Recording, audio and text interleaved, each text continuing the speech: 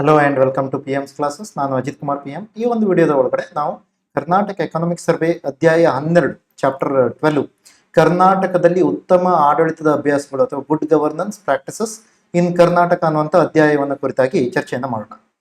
Again ನೆನಪಿರಲಿ, ಈ ಒಂದು ಪರ್ಟಿಕ್ಯುಲರ್ ಅಂತ ಟಾಪಿಕ್ ನಿಮ್ಗೆ ಯಾಕೆ ಇಂಪಾರ್ಟೆಂಟ್ ಅಂದಾಗ, ಈ ಒಂದು ಗ್ರೂಪ್ ಸಿ ಒಳಗಡೆ ನೀವೇನಾದ್ರೂ ನೋಡೋದಕ್ಕೆ ಹೋದ್ರೆ ಅದರಲ್ಲಿ ಏನು ಮೆನ್ಷನ್ ಮಾಡಲಾಗಿದೆ ಗ್ರೂಪ್ ಸಿ ಕೆಲವೊಂದು ಸ್ಪೆಷಲ್ ಟಾಪಿಕ್ಸ್ ಇದೆಯಲ್ವಾ, ಅದರ ಒಳಗಡೆ ಇವನ್ ನಮ್ಗೆ ಏನ್ ಮಾಡಿದ್ದಾರೆ, ಕರ್ನಾಟಕದಲ್ಲಿ ಉತ್ತಮ ಆಡಳಿತಕ್ಕೆ ಸಂಬಂಧಪಟ್ಟಂತ ಅಭ್ಯಾಸಗಳಿಗೆ ಸಂಬಂಧಪಟ್ಟ ಹಾಗೆ ಒಂದು ಸ್ಪೆಷಲ್ ಆದಂತ ಟಾಪಿಕ್ ಇದೆ.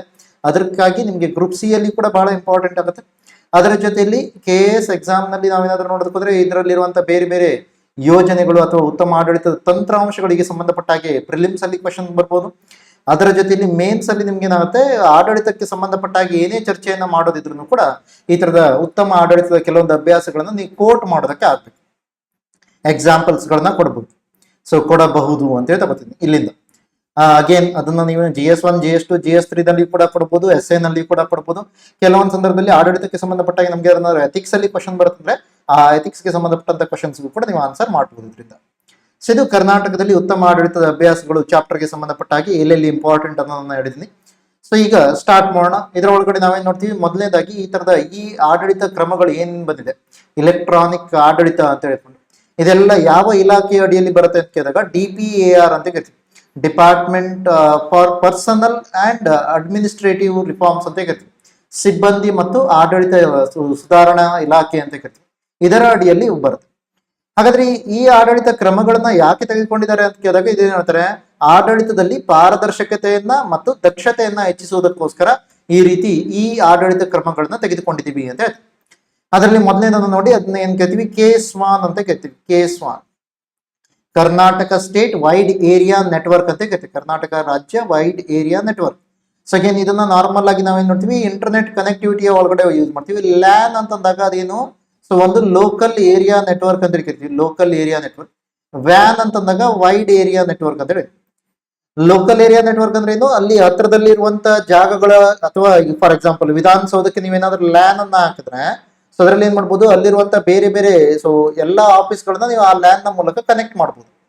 ಈಗ ಅಲ್ಲಿರುವಂತ ಆಫೀಸ್ಗಳನ್ನ ನೀವು ಇಂಟರ್ನೆಟ್ಗೆ ಕನೆಕ್ಟ್ ಮಾಡಬೇಕು ಅಥವಾ ಬೇರೆ ಎಲ್ಲೋ ಇರೋದು, ಫಾರ್ ಎಕ್ಸಾಂಪಲ್ ಅದೇನಾಗಿರ್ಬೋದು ಬೆಳಗಾವಿಯಲ್ಲೋ ಬೀದರ್ನಲ್ಲೋ ಇರುವಂತ ಆಫೀಸ್ಗೆ ನೀವು ಕನೆಕ್ಟ್ ಮಾಡ್ತೀರಾ ಅಂದ್ರೆ ಆವಾಗ ನಿಮ್ಗೆ ಏನ್ ಬರುತ್ತೆ, ವೈಡ್ ಏರಿಯಾ ನೆಟ್ವರ್ಕ್ ಬರುತ್ತೆ. Okay, wide area network. So ಈ ವೈಡ್ ಏರಿಯಾ ನೆಟ್ವರ್ಕ್ಗೆ ಸಂಬಂಧಪಟ್ಟ ಹಾಗೆ ಕರ್ನಾಟಕದ ಯಾವುದೇ ರಾಜ್ಯಕ್ಕೆ ಈ ಕರ್ನಾಟಕದ ಯಾವುದೇ ಒಂದು ಆಡಳಿತ ಕಚೇರಿಗಳಿಗೆ ಸಂಬಂಧಪಟ್ಟ ಹಾಗೆ ಆ ವೈಡ್ ಏರಿಯಾ ನೆಟ್ವರ್ಕ್ ಅನ್ನ ಒದಗಿಸುವಂತ ಕೆಲಸವನ್ನ ಯಾರು ಮಾಡ್ತಾರೆ, KSWAN ಮಾಡುತ್ತೆ. ಸೊ ಇದು 2009ರಿಂದ ಈ ತರ ಕೆಲಸ ಮಾಡ್ತಿದೆ ಅಂತ ಹೇಳ್ತಾರೆ. ಅದರ ಜೊತೆಲಿ ಕರ್ನಾಟಕ ಸರ್ಕಾರದ ವಿವಿಧ ಇಲಾಖೆಗಳಿಗೆ ಸೊ ಮಾಹಿತಿಯ ಉನ್ನತ ಮಾರ್ಗವಾಗಿ ಕೂಡ ಕೆಲಸ ಮಾಡುತ್ತೆ ಅಂತ ಹೇಳ್ತೀವಿ. ವಿಡಿಯೋ ಡೇಟಾ ಸೇವೆಗಳು, ಸುರಕ್ಷಿತ ಇಂಟರ್ನೆಟ್ ಸೇವೆಗಳನ್ನು ಕೂಡ ಒದಗಿಸುವಂತ ಪ್ರಯತ್ನವನ್ನ ಮಾಡುತ್ತೆ. ಸೊ ಇದು KSWAN. ಸೊ ನೆಕ್ಸ್ಟ್ ಈ ಸಂಗ್ರಹಣಾ ಕೋಶ ಅಂತ ಕರಿತಿರೋ, ಈ ಸಂಗ್ರಹಣಾ ಕೋಶ ಏನಾಗುತ್ತೆ, ಇದು ನಿಖರತೆಯನ್ನ, ಆಡಳಿತದಲ್ಲಿ ನಿಖರತೆಯನ್ನ ಅಥವಾ ಈ ರೀತಿ ಏನಾದ್ರೂ ನೀವು ಇದನ್ನ ತಗೋತೀವಿ ಸಂಗ್ರಹಣೆಯನ್ನ ಮಾಡ್ತೀರಾ ಅಂತಂದ್ರೆ ಇವನ್ ರೆವೆನ್ಯೂ ಕಲೆಕ್ಷನ್ ಆಗಿರ್ಬೋದು. ಸೊ ಈ ತರದೆಲ್ಲ ಇದ್ದಾಗ ಅದರಲ್ಲಿ ಏನ್ ನೋಡ್ತೀರಾ, ನಿಖರತೆಯನ್ನ, ಹೊಣೆಗಾರಿಕೆಯನ್ನ, ಪ್ರತಿಕ್ರಿಯಾ ಶಕ್ತಿಯನ್ನ ಮತ್ತು ಪಾರದರ್ಶಕತೆಯನ್ನ ಎಲ್ಲಾ ಸರ್ಕಾರಿ ಸಂಗ್ರಹಣೆಯಲ್ಲಿ ವೃದ್ಧಿಸುವಂತ ಒಂದು ಉದ್ದೇಶದಿಂದ ಇದನ್ನ ಮಾಡಿದ್ದಾರೆ, ಈ ಸಂಗ್ರಹಣಾ ಕೋಶ ಅಂತ ಕರಿತೀವಿ. ಸೊ ಅದರ ಜೊತೆಯಲ್ಲಿ ನೆಕ್ಸ್ಟ್ ಕರ್ನಾಟಕ ರಾಜ್ಯ ದತ್ತಾಂಶ ಕೇಂದ್ರ ಅಂತ ಕರಿತೀರಾ. ಅಂದ್ರೆ ಈಗ ಈ ಆಡಳಿತವನ್ನ ನೀವು ಕೊಡ್ತಾ ಹೋದಾಗೆ ಇಲ್ಲಿ ಡಾಟಾಗಳನ್ನ ಸರಿಯಾಗಿ ಪ್ರೊಟೆಕ್ಟ್ ಮಾಡಿಡೋದು ಕೂಡ ಇಂಪಾರ್ಟೆಂಟ್, ಅಥವಾ ಡಾಟಾಗಳನ್ನ ಮೇಂಟೈನ್ ಮಾಡಿಡೋದು ಕೂಡ ಇಂಪಾರ್ಟೆಂಟ್. ಡಾಟಾ ಅಂತಂದಾಗ ಇಲ್ಲಿ ಅಂಕಿ ಅಂಶಗಳು, ಮಾಹಿತಿಗಳು. ಸೊ ಈ ತರ ಸಪೋಸ್ ಥಿಂಕ್ ಮಾಡಿ, ನಿಮ್ಗೆ ಈಗ ಇಲ್ಲಿ ಬಯೋಮೆಟ್ರಿಕ್ ಸೊ ಎಲ್ಲ ರಿಜಿಸ್ಟ್ರೇಷನ್ ಎಲ್ಲಿದೆ, ಆಧಾರ್ ID ಎಲ್ಲಿದೆ. ಸೊ ಈಗ ನೀವು ಆಧಾರ್ ID ಆಧಾರದ ಮೇಲೆ ಏನೋ ಒಂದು ಬಯೋಮೆಟ್ರಿಕ್ ಟ್ರಾನ್ಸಾಕ್ಷನ್ ಮಾಡಬೇಕು, ಆದ್ರೆ ಅದು ನಿಮ್ಗೆ ಏನಾಗ್ತಿಲ್ಲ, ಆ ಡಾಟಾಗಳನ್ನ ಫೆಚ್ ಮಾಡೋದಕ್ಕೆ ಆಗ್ತಾ ಇಲ್ಲ. ನಿಮ್ಮ ಫಿಂಗರ್ ಪ್ರಿಂಟ್ ಅನ್ನ ಅದ್ರ ಜೊತೆಲಿ ಮ್ಯಾಚ್ ಮಾಡ್ಬೇಕಂದ್ರೆ ಅಲ್ಲಿ ಹಳೆಯ ಮಾಹಿತಿಯನ್ನು ನೀವು ಕಲೆಕ್ಟ್ ಮಾಡ್ಕೊಂಡು ಅದನ್ನ ಕಂಪೇರ್ ಮಾಡ್ಬೇಕಲ್ವಾ, ಅದನ್ನೇನಾದ್ರೂ ತೆಗೆದುಕೊಳ್ಳೋದಕ್ಕೆ ಆಗ್ತಾ ಇಲ್ಲ ಅಂತಂದ್ರೆ ಆವಾಗ ಪ್ರಾಬ್ಲಮ್ ಆಗುತ್ತೆ. ಅದಕ್ಕೆ ನೀವೇನ್ ಮಾಡ್ಬೇಕಾಗತ್ತೆ, ಅದನ್ನ ಸರಿಯಾಗಿ ಮೇಂಟೈನ್ ಮಾಡ್ಬೇಕಾಗತ್ತೆ ಅಂತ ಹೇಳ್ತೀವಿ. ಆ ತರ ಮೇಂಟೈನ್ ಮಾಡೋದಕ್ಕೋಸ್ಕರ ನಾವೇನ್ ಮಾಡ್ತೀವಿ, ಡಾಟಾ ಸೆಂಟರ್ ಗಳನ್ನ ಮಾಡಿದ್ವಿ. ಅದನ್ನೇನ್ ಕರಿತೀವಿ, ಕರ್ನಾಟಕ ರಾಜ್ಯ ದತ್ತಾಂಶ ಕೇಂದ್ರ ಅಂತ ಕರಿತೀವಿ. ಸೊ ಎಲ್ಲಾ ಸರ್ಕಾರಿ ಇಲಾಖೆಗಳಿಗೆ ಸುರಕ್ಷಿತ, ಸ್ಥಿತಿಸ್ಥಾಪಕ, ವಿಶ್ವಾಸಾರ್ಹ ಮತ್ತು ಸ್ಕೇಲೆಬಲ್ ಆದಂತ ಮಾಹಿತಿ ಮೂಲಸೌಕರ್ಯಗಳನ್ನ ಒದಗಿಸುವಂತ ಪ್ರಯತ್ನ ಮಾಡುತ್ತೆ ಅಂತ ಹೇಳ್ತೀವಿ. ಕರ್ನಾಟಕ ರಾಜ್ಯ ದತ್ತಾಂಶ ಕೇಂದ್ರ ಡಾಟಾಗಳನ್ನ ಉಪಯೋಗಿಸೋದು. ಇನ್ ನೆಕ್ಸ್ಟ್ ಭದ್ರತಾ ಕಾರ್ಯಾಚರಣಾ ಕೇಂದ್ರ ಅಂತ ಕರಿತೀವಿ, ಅಥವಾ ಸೆಕ್ಯೂರಿಟಿ ಆಪರೇಷನ್ ಸೆಂಟರ್ ಅಂತ ಕರಿತೀವಿ.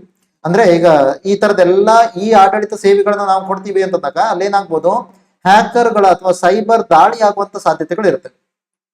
ಅದನ್ನ ತಡೆಗಟ್ಟೋದಕ್ಕೋಸ್ಕರ, ಅದನ್ನ ಸುರಕ್ಷತೆಯನ್ನ ನೀಡೋದಕ್ಕೋಸ್ಕರ ನಮ್ಗೆ ಸೆಕ್ಯೂರಿಟೀಸ್ ಆಪರೇಷನ್ ಅಥವಾ ಸೆಕ್ಯೂರಿಟಿ ಆಪರೇಷನ್ ಸೆಂಟರ್ ಅಂತ ಹೇಳಿದೆ, ಭದ್ರತಾ ಕಾರ್ಯಾಚರಣಾ ಕೇಂದ್ರ ಅಂತ. So in next Aadhaar card ಅನ್ನ ನೀವು ನೋಡೋದಕ್ಕೋದ್ರೆ ಆಧಾರ್ ಕೂಡ ಬಹಳ ಇಂಪಾರ್ಟೆಂಟ್ ಆದಂತ ಒಂದು ಇದು ಐಡೆಂಟಿಟಿ ಲೇಯರ್ ಆಗಿ ಬಹಳಷ್ಟು ಬೇರೆ ಬೇರೆ ಕೆಲಸಗಳಿಗೆ ಯೂಸ್ ಆಗುತ್ತೆ ಅಂತ ಹೇಳ್ತಾರೆ. ಫಾರ್ ಎಕ್ಸಾಂಪಲ್ ನಿಮ್ಮ ಪೇಮೆಂಟ್ ಸರ್ವಿಸಸ್ ಅಲ್ಲಿ ಆಗಿರ್ಬೋದು, ಆಧಾರ್ ಎನೇಬಲ್ಡ್ ಪೇಮೆಂಟ್ ಸರ್ವಿಸಸ್ ಅಂತ ಹೇಳೆಲ್ಲ ಕರಿತೀವಿ. ಓಕೆ, ಸೊ ಅಥವಾ ಜಾಮ್ ಟ್ರಿನಿಟಿ ಅಂತ ಕರಿತೀವಿ, ಅಂದ್ರೆ ನೀವು ನಮ್ಮ ಮೊಬೈಲ್, ಆಧಾರ್ ಮತ್ತೆ ಜನ್ಧನ್ ಅಕೌಂಟ್ ಅನ್ನ ಲಿಂಕ್ ಮಾಡೋದು. ಸೊ ಈ ತರದೆಲ್ಲ ನೀವು ಇದಕ್ಕೆ ಕೋಟ್ ಮಾಡಬಹುದು ಆಧಾರ್ಗೆ ಸಂಬಂಧಪಟ್ಟ ಹಾಗೆ. ಅದರ ಜೊತೆಲಿ ಕರ್ನಾಟಕ ರೆಸಿಡೆಂಟ್ ಡಾಟಾ ಹಬ್ ಅಂತ ಕರಿತೀರ. ಅದ್ರ ಜೊತೆಲಿ ಆಧಾರ್ ಅನ್ನ ನೆನ್ಪಿಟ್ಕೊಳ್ಳಿ, ಆಧಾರ್ ಏನ್ ಮಾಡಿದೀವಿ, ಬೇರೆ ಬೇರೆ ಎಲ್ಲ ಕಾರ್ಡ್ಗಳ ಜೊತೆಲಿ ಕೂಡ ಲಿಂಕ್ ಮಾಡಿದ್ವಿ. ಸೊ ಆ ಕಾರಣಕ್ಕಾಗಿ ಇನ್ಕಮ್ ಟ್ಯಾಕ್ಸ್ ಅನ್ನ ಅಥವಾ ಬೇರೆ ಬೇರೆ ರೀತಿಯ ಟ್ಯಾಕ್ಸ್ ಗಳನ್ನ ಕಲೆಕ್ಟ್ ಮಾಡೋದಕ್ಕೂ ಕೂಡ ಹೆಲ್ಪ್ ಮಾಡುತ್ತೆ. ಸೊ ಅವೆಲ್ಲವುಗಳನ್ನ ಏಕೀಕರಣ ಮಾಡುವಂತ ಒಂದು ಪ್ರಯತ್ನವನ್ನ ಮಾಡಿದ್ವಿ ಆಧಾರ್. ಇನ್ next Karnataka resident data hub ಅಂತ ಕರಿತೀವಿ, Karnataka resident data hub.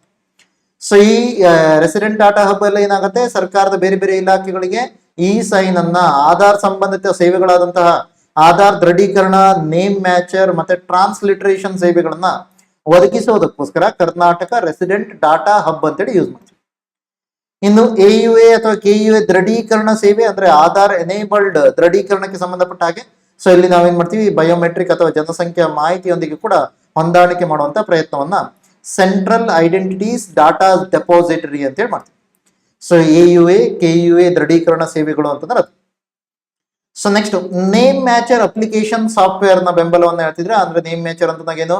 So ಈಗ ನೋಡಿ, ಮೊದಲಾದ ನಮ್ಮಲ್ಲಿ ಏನಾಗ್ತಿತ್ತು, ಸೊ ನಮ್ಮಲ್ಲಿ ಒಂದೊಂದು ಸರ್ಟಿಫಿಕೇಟ್ಗೆ ಬೇರೆ ಬೇರೆ ಹೆಸರುಗಳನ್ನ ಕೊಡ್ತಾ ಹೋಗ್ತಿತ್ತು. For example SSLC marks card ಅಲ್ಲೇ ಒಬ್ಬರ ಹೆಸರು ಬೇರೆ ಇರ್ತಿತ್ತು, ರೇಷನ್ ಕಾರ್ಡ್ ಅಲ್ಲೇ ಬೇರೆ ಇರ್ತಿತ್ತು, ಅಥವಾ ವೋಟರ್ ID ಅಲ್ಲೇ ಬೇರೆ ಇರ್ತಿತ್ತು. ಈ ತರ ಬೇರೆ ಬೇರೆ ಕಡೆಗಳಲ್ಲಿ ಬೇರೆ ಬೇರೆ ಹೆಸರುಗಳು ಇರ್ತಾ ಇತ್ತು, ಹೌದಾ.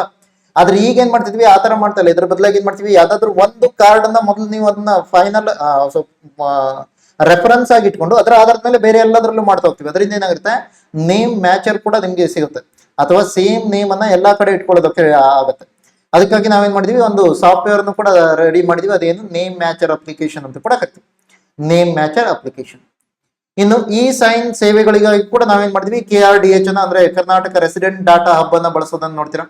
ಅದ್ರ ಜೊತೆಲಿ ಕನ್ನಡ ಟ್ರಾನ್ಸ್ಲಿಟ್ರೇಷನ್ ಟೂಲ್, ಟ್ರಾನ್ಸ್ಲಿಟ್ರೇಷನ್ ಅಂದ್ರೆ ಬೇರೆ ಭಾಷೆಗಳಿಂದ ಅಥವಾ ಸೊ ನೀವು ಕನ್ನಡವನ್ನ ಟೈಪ್ ಮಾಡ್ಬೇಕಾದ್ರೆ ಇಂಗ್ಲಿಷ್ ನಲ್ಲಿ ಕೂಡ ಅದು ಮೂಡುವಂತದ್ದನ್ನ ಹೇಳ್ತೀವಿ. ಸೊ ಆ ಥರದೆಲ್ಲ ಮಾಡುವಂತ ಪ್ರಯತ್ನ ಮಾಡಿದೀವಿ. ಇವನ್ ಕುಟುಂಬ DBT ಕೋಶಗಳಿಗೆ ಕೂಡ ಈ ಟ್ರಾನ್ಸ್ಲಿಟ್ರೇಷನ್ ಟೂಲ್ ಗಳನ್ನ ಯೂಸ್ ಮಾಡ್ತೀವಿ. ಇನ್ನು ಡಿಜಿಲಾಕರ್ ಡಿಜಿಟಲ್ ಇಂಡಿಯಾ ಕಾರ್ಯಕ್ರಮದ ಒಂದು ಭಾಗ. ಅದರ ಜೊತೆಲಿ ಇದು ಯಾವ ಒಂದು ಮಿನಿಸ್ಟ್ರಿ ಅಡಿಯಲ್ಲಿದೆ, ಎಲೆಕ್ಟ್ರಾನಿಕ್ಸ್ ಮತ್ತೆ ಸಂವಹನ ಸಚಿವಾಲಯ, ministry of electronics information technology ಸಂಬಂಧಪಟ್ಟಂತ ಈ ಒಂದು ಪರ್ಟಿಕ್ಯುಲರ್ ಆದಂತ ಮಿನಿಸ್ಟ್ರಿ ಅಡಿಯಲ್ಲಿ ಇದು ಬರುತ್ತೆ. ಸೊ ಅದರ ಜೊತೆಯಲ್ಲಿ ಇಲ್ಲಿ ನಾವೇನ್ ಮಾಡಬಹುದು, ಡಿಜಿಲಾಕರ್ ನ ಒಳಗಡೆ ಡಿಜಿಟಲ್ ಫಾರ್ಮ್ ನಲ್ಲಿ ನಮ್ದೇನು ಬೇರೆ ಬೇರೆ ಸರ್ಟಿಫಿಕೇಟ್ಸ್ ಗಳಿದೆಯೋ ಅದೆಲ್ಲವನ್ನ ಇಟ್ಕೊಳ್ಬಹುದು, ಪೇಪರ್ಲೆಸ್ ಆದಂತ ಒಂದು ಪರ್ಟಿಕ್ಯುಲರ್ ಆದಂತ ಐಡೆಂಟಿಟಿ. ಸೊ ಅದನ್ನು ನಾವು ಹೇಳ್ತೀವಿ. ಇನ್ನು ಈ ಆಫೀಸ್ ಅಥವಾ ಈ ಕಚೇರಿ ಅಂತ ಹೇಳ್ತೀರಾ, ಇದು ಕೂಡ ಈ ಆಡಳಿತದ ಅಡಿಯಲ್ಲಿ ಆಗಿರುವಂತಹ ಒಂದು ಪರ್ಟಿಕ್ಯುಲರ್ ಆದಂತ ಸಂಸ್ಥೆ. ಸೊ ಇಲ್ಲಿ ಕೂಡ ನೀವು ಏನ್ ಮಾಡ್ತೀರಾ, ಸೊ ಬಹಳಷ್ಟು ಬೇರೆ ಬೇರೆ ರೀತಿಯ ಇಲಾಖೆಗಳ ಒಳಗಡೆ ಸೊ ಅಲ್ಲಿ ನಿಮ್ಗೆ ಈ ಸೈನ್ ಅನ್ನ ಕೊಡೋದಾಗಿರ್ಬೋದು, ಅಥವಾ ದಕ್ಷವಾಗಿ ಅಥವಾ ಹೆಚ್ಚು ಟ್ರಾನ್ಸ್ಪರೆನ್ಸಿಯಿಂದ ಪಾರದರ್ಶಕತೆಯಿಂದ ಕೆಲಸ ಮಾಡೋದಕ್ಕೆ ಹೆಲ್ಪ್ ಮಾಡ್ತಾರೆ ಈ ಆಫೀಸ್ ಅಂತ ಹೇಳ್ತೀವಿ. ಇನ್ನು ಈ ಕನ್ನಡ ಯೋಜನೆಯ ಅಡಿಯಲ್ಲಿ ನಾವೇನ್ ಮಾಡ್ತೀವಿ, ಬಹಳಷ್ಟು ಬೇರೆ ಬೇರೆ ಅಗೇನ್ ಈ ಕನ್ನಡ ಅಂತಂದಾಗ ನಿಮ್ಗೆ ಏನು ಕನ್ನಡಕ್ಕೆ ಸಂಬಂಧಪಟ್ಟ ಹಾಗೆ, ಅಂದ್ರೆ ಫಾರ್ ಎಕ್ಸಾಂಪಲ್ ಈಗ ನಾರ್ಮಲ್ ಆಗಿ ನಾವೇನ್ ಮಾಡ್ತೀವಿ, ಇಂಗ್ಲಿಷ್ ಅನ್ನ ಜಾಸ್ತಿಯಾಗಿ ಬಳಸ್ತೀವಿ ಅಂದ್ರೆ ಅದನ್ನ ಕನ್ನಡಕ್ಕೆ ಟ್ರಾನ್ಸ್ಲಿಟ್ರೇಷನ್ ಮಾಡ್ಬೇಕು, ಅದಲ್ಲ ಅದನ್ನ ಸೊ ನೀವೇನ್ ಮಾಡ್ಬೇಕಾಗತ್ತೆ, ಅನುವಾದ ಮಾಡ್ಬೇಕಾಗತ್ತೆ. ಅದೆಲ್ಲ ಕಾರಣಕ್ಕಾಗಿ ನಾವು ಈ ಕನ್ನಡ ಅನ್ನುವಂತ ಒಂದು ಆಪ್ ಅನ್ನ ರೆಡಿ ಮಾಡ್ತೀವಿ. ಬರೀ ಅನುವಾದಗಳು ಮಾತ್ರ ಅಲ್ಲ, ಅದನ್ನು ಬೇರೆ ಬೇರೆ ರೀತಿಯಲ್ಲಿ ಕೂಡ ಹೇಳ್ತೀವಿ. ಫಾರ್ ಎಕ್ಸಾಂಪಲ್ ಪದಕಣಜ ತಂತ್ರಾಂಶ ಅಂತ ಹೇಳ್ತೀವಿ. ಪದಕಣಜ ಅಂದ್ರೆ ಏನು, ಅದರ ಒಳಗಡೆ ಡಿಕ್ಷನರಿಯ ರೀತಿಯಲ್ಲಿ ಎಲ್ಲಾ ರೀತಿಯ ಇದನ್ನ ಹೇಳೋದು. ಸೊ ಅದಕ್ಕೆ ಏನೇನು ಪಾರಿಭಾಷಿಕ ಪದಕೋಶಗಳನ್ನ ಬಳಸ್ತಾರೋ ಅದೆಲ್ಲ ನಿಮ್ಗೆ ಏನಾಗುತ್ತೆ, ಅಥವಾ ನಿಘಂಟುಗಳನ್ನ ಅಂದ್ರೆ ನಿಘಂಟುಗಳಂದ್ರೆ ನಥಿಂಗ್ ಬಟ್ ಡಿಕ್ಷನರಿ. ಸೊ ಅದನ್ನ ಬಳಸುವಂತದ್ದು ಅಂತ. ಇನ್ನು ತಂತ್ರಾಂಶಗಳ ದೇಶೀಕರಣ ಅಂತ ಕರಿತೀವಿ. ಸೊ ತಂತ್ರಾಂಶಗಳ ಒಳಗಡೆ ನಾವು ಕನ್ನಡವನ್ನ ಬಳಸೋದಕ್ಕೆ, ಇಲ್ಲ ಅಂತಂದ್ರೆ ನಿಮ್ಗೆ ಏನಾಗುತ್ತೆ, ತಂತ್ರಾಂಶಗಳು ಆಪ್ ಅನ್ನ ರೆಡಿ ಮಾಡಿದಾಗ ಹೆಚ್ಚಾಗಿ ಅದರಲ್ಲಿ ಕನ್ನಡವನ್ನ ಬಳಸೋದಕ್ಕೆ ಅಥವಾ ದೇಶಿ ಭಾಷೆಗಳನ್ನ ಬಳಸೋದಕ್ಕೆ ಅವಕಾಶಗಳು ಇರುತ್ತೆ. ಅದನ್ನ ದೇಶೀಕರಣ ಮಾಡುವಂತದ್ದಾಗಿರ್ಬೋದು. ಅದೇ ರೀತಿಯಲ್ಲಿ ಲಿಪ್ಯಂತರಣ ತಂತ್ರಾಂಶ ಅಂದ್ರೆ ನೀವು ಇಂಗ್ಲಿಷ್ ಅಲ್ಲಿ ಟೈಪ್ ಮಾಡಿದ್ರೆ ಅದು ತಾನೇ ಏನಾಗಬೇಕು, ಕನ್ನಡಕ್ಕೆ ಟ್ರಾನ್ಸ್ಲೇಟ್ ಆಗಬೇಕು. ಸೊ ಕನ್ನಡಕ್ಕೆ ಅದು ಕನ್ವರ್ಟ್ ಆಗ್ಬೇಕು. ಈ ತರದೆಲ್ಲ ಪರಿವರ್ತನೆ ಮಾಡುವಂತ ತಂತ್ರಗಳನ್ನ ಕೂಡ ಇರ್ತದೆ. ಅದರ ಜೊತೆಲಿ ಯಂತ್ರಾನುವಾದ ಅಂದ್ರೆ ಮಷಿನ್ ಲ್ಯಾಂಗ್ವೇಜ್ ಏನಿದೆ ಅದಕ್ಕೆ ಕನ್ವರ್ಟ್ ಮಾಡುವಂತ ಒಂದು ಕೆಲಸಗಳನ್ನು ಕೂಡ ಮಾಡ್ತಾ ಇದ್ದಾರೆ. ಸೊ ಇದೆಲ್ಲ ಈ ಕನ್ನಡ ಅನ್ನುವಂತ ಒಂದು ಪರ್ಟಿಕ್ಯುಲರ್ ಆದಂತ ಪ್ರೋಗ್ರಾಮ್ ಅಡಿಯಲ್ಲಿ ಇರುತ್ತೆ. ಇನ್ನು ರಾಜ್ಯ ವಿದ್ಯಾರ್ಥಿ ವೇತನ ತಂತ್ರಾಂಶದ ಒಳಗಡೆ ಕೂಡ ನಾವೇನ್ ಮಾಡಿದೀವಿ, ಇಲ್ಲಿ ಎಲ್ಲವನ್ನ ಡಿಜಿಟಲೀಕರಣ ಮಾಡಿದೀವಿ. ಸೊ ಅದು ಸಮಾಜ ಕಲ್ಯಾಣ ಇಲಾಖೆ, ಪರಿಶಿಷ್ಟ ಪಂಗಡಗಳ ಇಲಾಖೆ ಆಗಿರ್ಬೋದು, ಅಥವಾ ಹಿಂದುಳಿದ ವರ್ಗಗಳ ಇಲಾಖೆ ಆಗಿರ್ಬೋದು, ಅವೇನು ಶಿಷ್ಯ ವೇತನವನ್ನ ಕೊಡುತ್ತೆ ಅದನ್ನೆಲ್ಲ ಏನ್ ಮಾಡ್ತೀವಿ, ಆನ್ಲೈನ್ ನ ಮೂಲಕ ಮಾಡ್ತೀವಿ. ಸೊ ಅದನ್ನು ಕೂಡ ಇಲೆಕ್ಟ್ರಾನಿಕಲಿ ಮಾಡಿರೋದನ್ನು ನೋಡ್ತೀವಿ. ರಾಜ್ಯ ವಿದ್ಯಾರ್ಥಿ ವೇತನ ತಂತ್ರಾಂಶ. ಇನ್ನು ನೇರ ನಗದು ವರ್ಗಾವಣೆ, ಏನೇನು ಸಬ್ಸಿಡಿಗಳನ್ನ ನೀಡಬೇಕಿತ್ತು ಅಥವಾ ಯಾರಿಗಾದ್ರೂ, ಸೊ ಯಾವ್ದಾದ್ರು ಒಬ್ಬ ಬೆನಿಫಿಷಿಯರಿ ಫಲಾನುಭವಿಗೆ ಒಂದಿಷ್ಟು ಫಲಗಳನ್ನ ಇನ್ ದ ಸೆನ್ಸ್, ಸೊ ಅದನ್ನ ದುಡ್ಡನ್ನ ವರ್ಗಾವಣೆ ಮಾಡ್ಬೇಕು ಅಂತಂದ್ರೆ ಮೊದಲಾದ್ರೆ ಏನಾಗ್ತಿತ್ತು, ಸೊ ಅದನ್ನ ಆ ದುಡ್ಡನ್ನ ವರ್ಗಾವಣೆ ಮಾಡೋದು ಎಲ್ಲೋ ಒಂದ್ ಕಡೆ ಆಫೀಸರ್ಸ್ ನ ಮೂಲಕ ಅದು ಹಾರ್ಡ್ ಕ್ಯಾಶ್ ಬರ್ತಾ ಇತ್ತು. ಆವಾಗ ಭ್ರಷ್ಟಾಚಾರ ಆಗುವಂತ ಸಾಧ್ಯತೆಗಳು ಜಾಸ್ತಿ ಇತ್ತು. ಆದ್ರೆ ಈಗ ಏನ್ ಮಾಡ್ತೀವಿ, ಅದನ್ನ ಡೈರೆಕ್ಟ್ ಬೆನಿಫಿಟ್ ಟ್ರಾನ್ಸ್ಫರ್ ಮಾಡ್ತೀವಿ. ನೇರವಾಗಿ ಅದು ಯಾರು ಫಲಾನುಭವಿಗಳಿದಾರೋ ಅವರ ಬ್ಯಾಂಕ್ ಖಾತೆಗೆ ನೇರವಾಗಿ ಹಣ ವರ್ಗಾವಣೆ ಆಗೋದನ್ನ ನೋಡ್ತೀವಿ. ಅದನ್ನ ನಾವು DBT, ಡೈರೆಕ್ಟ್ ಬೆನಿಫಿಟ್ ಟ್ರಾನ್ಸ್ಫರ್ ಅಂತ ಕರಿತೀವಿ. ಇನ್ನು ಕುಟುಂಬ ಯೋಜನೆಯ ಒಳಗಡೆ ನೀವು ನೋಡ್ತೀರಾ, ಈ ಆಡಳಿತ ಇಲಾಖೆ ಏನ್ ಮಾಡಿದೆ, ಪಡಿತರ ಚೀಟಿಯ ಡಾಟಾವನ್ನ ಮೂಲವಾಗಿ ಇರಿಸ್ಕೊಂಡು ಕುಟುಂಬ ಯೋಜನೆ ಅಂತೇಳಿ ಕುಟುಂಬ, ಸೊ ಇವೆಲ್ಲ ಡಾಟಾ ಬೇಸ್ಗಳನ್ನ ಇಟ್ಕೊಂಡು ಅದನ್ನ ಕುಟುಂಬ ಅನ್ನುವಂಥ ಯೋಜನೆಯನ್ನ ಅನುಷ್ಠಾನ ಮಾಡಿದೆ ಅಂತ ಹೇಳ್ತಾರೆ. ಸೊ ಇದನ್ನ ನೀವು ನೋಡಿದ್ರೆ ಇದು ಒಂದು ಅರ್ಹತಾ ನಿರ್ವಹಣಾ ವ್ಯವಸ್ಥೆ ಅಂತ ಹೇಳ್ತಾರೆ. ಸೊ ಅರ್ಹತಾ ನಿರ್ವಹಣಾ ವ್ಯವಸ್ಥೆಯನ್ನ ಸೊ ಈ ತರದ ಒಂದು ಕುಟುಂಬ ಯೋಜನೆ ಅನ್ನುವಂಥ ಅದರ ಮೇಲೆ ಮಾಡಿ. ಹಾಗೆ ನೆನಪಿರ್ಲಿ, ಪಡಿತರ ಚೀಟಿಯ ಡಾಟಾವನ್ನ ಮೂಲವಾಗಿ ಇದರಲ್ಲಿ ಬಳಸಿದ್ದಾರೆ ಅನ್ನೋದು ನೆನಪು. ನೆಕ್ಸ್ಟ್ ಕರ್ನಾಟಕ ಮುಕ್ತ ದತ್ತಾಂಶ ಕೇಂದ್ರ ಅಂತ ಕರಿತೀವಿ, ಅಥವಾ ಕರ್ನಾಟಕ ಓಪನ್ ಡಾಟಾ ಇನಿಷಿಯೇಟಿವ್ ಅಂತ ಕರಿತೀವಿ.